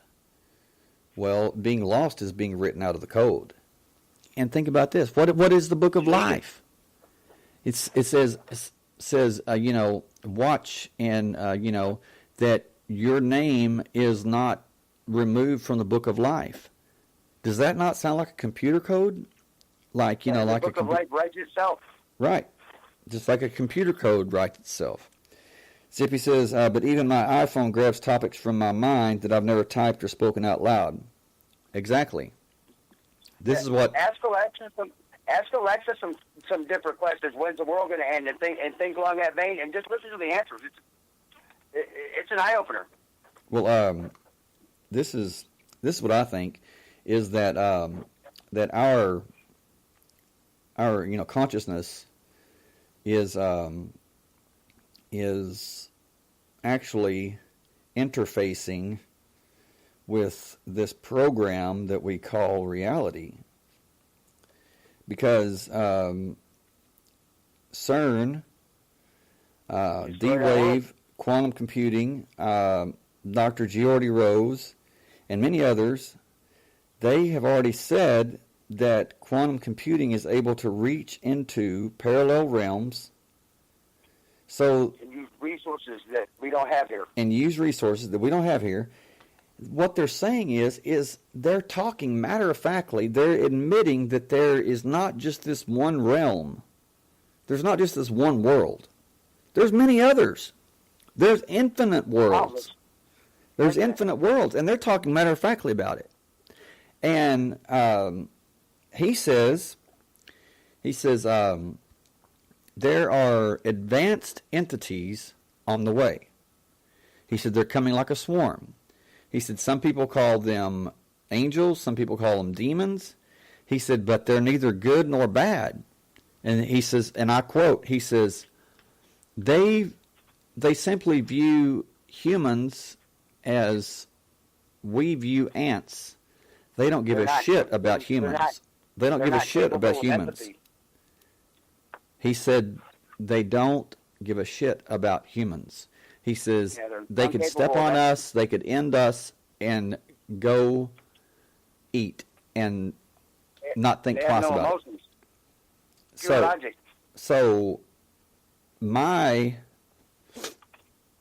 this is my theory about Geordie Rose is why would someone in their right mind, or if you're not totally insane, why would you be talking about these beings that were coming and how they're on their way?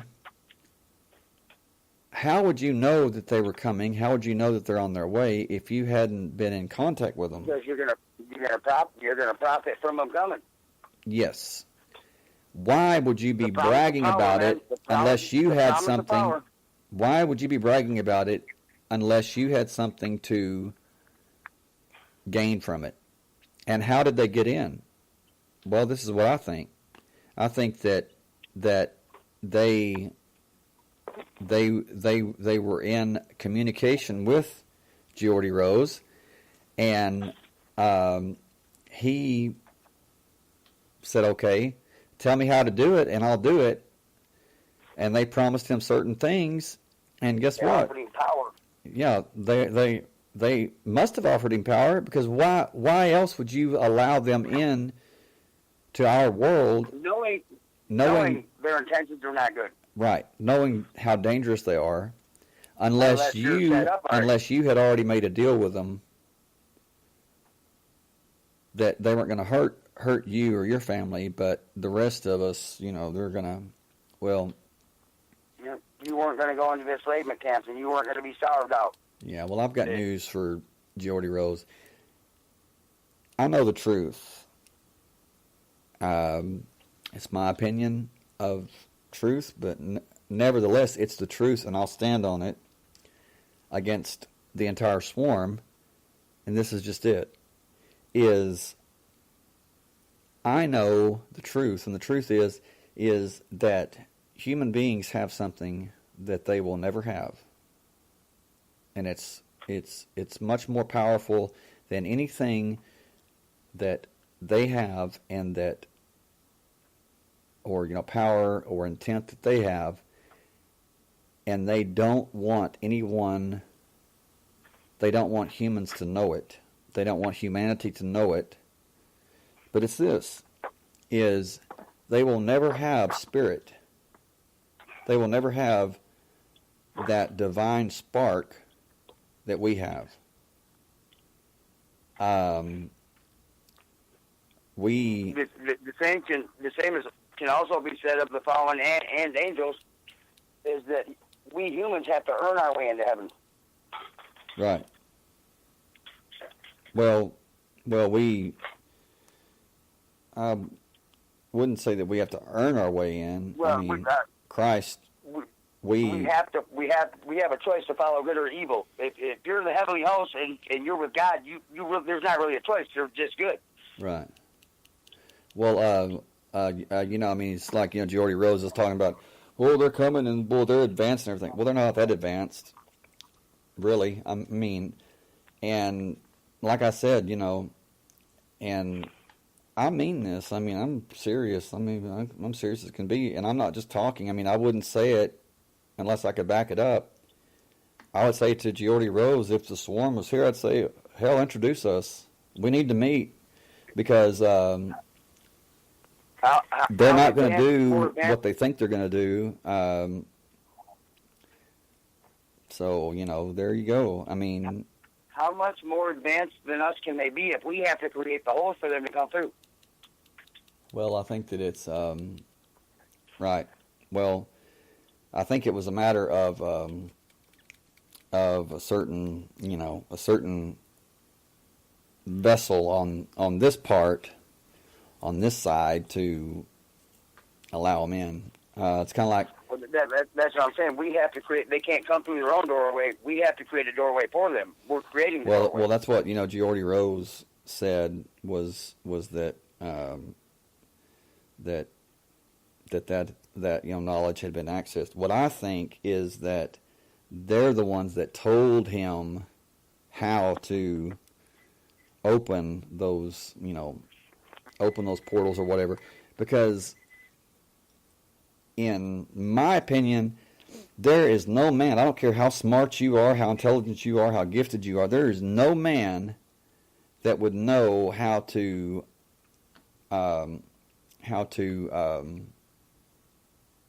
devise or to successfully complete quantum tunneling unless they had first-hand knowledge. And I think that's what he got, was first-hand knowledge. And they said, let us in. And what I think is that the hedge that is talked about in Job, where Satan says, well, he says, you put a hedge around Job. Yeah, he says you put a hedge around him.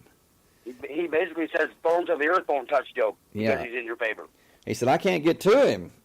He said, because you've put a hedge around him, but you remove that hedge. You let me in, and I'll go to work on him.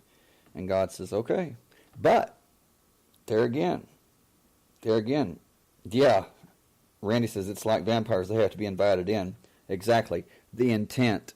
Someone has to be the scapegoat. Someone has to be the Judas. Someone has to be the betrayer. Well, that's like we were talking about at the beginning, that God creates the evil too. Mm-hmm. Well, that's why I said something about the book of Job, because when Satan comes up, God says, "Where have you been?" And he said, "Well, I've been here and there about the earth." And then God says, "Have you considered Job, my faithful servant?" Right. Well, I've got. If you think about that tells you right there that Satan wants to get at us, and God lets him do a certain point to test us, but no more. Let me read to you real quick. I'm going to take that a step further, like I do everything. It's just my nature to take it a step further. Well, that's the point of having conversations and discussions. This is Job chapter 2. Yes. Well, wait. Yes, Job chapter 2 says, again, there was a day when the sons of God, the angels, came to present themselves before the Lord, and Satan also came among them to present himself before the Lord. And the Lord said to Satan, where have you come from? Then Satan answered the Lord and said, from roaming about on the earth and walking around on it. And the Lord said to Satan, have you considered my servant Job? For there is no one like him on the earth, a blameless and upright man, fearing God and turning away from evil. And he still holds fast his integrity, although you incited me against him to ruin him without cause. Now, I want you to really, really get the words in verse 3. The Lord said to Satan, have you considered my servant Job? For there is no one like him on the earth, a blameless and upright man, fearing God and turning away from evil, and he still holds fast his integrity, although you incited me against him to ruin him without cause. Now, in chapter 1, it says, Satan is allowed to test Job and take everything away from Job, to ruin Job. Chapter 2, God says, and he still holds fast his integrity, although you incited me against him to ruin him without cause. Who actually afflicted Job? When you read it God carefully. Did. God did through Satan. God did. Satan's a tool of God. Satan's God's tool. That's right. I mean, just one That's right. thing. Okay, But Randy. if you think about in the response, God's response Thank tells you. you everything you need to know right there. Because the question was, where have you been? Here and there about the earth. And God doesn't say anything except for, have you considered Job? Right. So what was Satan doing about the earth? He was tempting man, doing being evil towards man. Right. And 2, it says, again there was a day, just like the day before, or whenever, when the sons of God, the angels, came to present themselves before the Lord, and Satan also came among them to present himself before the Lord. It's like, hey, he's so good that he's among the angels, and they don't even realize that he's there. He just blends in. But who does the Lord go to first? To Satan. Both times he goes first. Favorite creation. First one out of all the angels. Who's the first one he goes to? He goes to Satan. Why is that? Because it's right, Jacob. It's his first creation. God put more of himself in Satan than he did just about any other creation. And he had to have the balance between good and evil. It makes sense. Right. Well, that's where you get into dualism and that, and that's a whole show in itself. But or that's a series of shows. But it's all about perspective. I mean, it's about perspectives, and not one. Not you. You can't look at just one thing. You can't look at one situation. You can't look at one circumstance and say, okay, that's good and that's evil. Because what you view as good may not be good to someone else. What you view as evil may be good to someone else. I mean, it's good and evil are human terms. Subjective. That's right. They're subjective. They apply to a certain person from a certain perspective. They're not. They're not terms that. Now, there is what I would call pure evil, but that's pretty rare. But nevertheless, it does say, "I, the Lord, create light and darkness. I create good and evil. Yeah, The Lord I do created these them. things, and so it's like why does that take place? Well, if it's a computer program, that it would kind of have to take place in order to for there to be a balance or something. Adversity builds better people. Right. We learn in the valleys, not on the mountaintop. So that's wow. This has been If the world was no really evil, deep. good would just be. It wouldn't be good. It would just be. Right. That's true. If we didn't experience the darkness, we wouldn't appreciate the light. But anyway, well, we're at the end of the show, so we've hit the mark, and just want to thank everyone for being here, for taking part. It's definitely been interesting. We'll have a part 2 to this very topic tomorrow night, same time, same place. So Jacob, thank you for being here and for taking part, for joining me. I appreciate it. I appreciate you having me, Shane. Thank you, Zippy, Randy. I'm always up for expanding my mind and anybody else's. Well, thank you. I appreciate I it. keep my mind open. I don't. Thank you, Mona. Thank you, Nazreen, Patricia. Thank you, everybody. Elaine. Everybody. Ezra, thank you for being here. And we will catch you tomorrow night, same time, same topic. So we'll just, we will see you then. Good night from Texas. See you next time. Good night, everybody.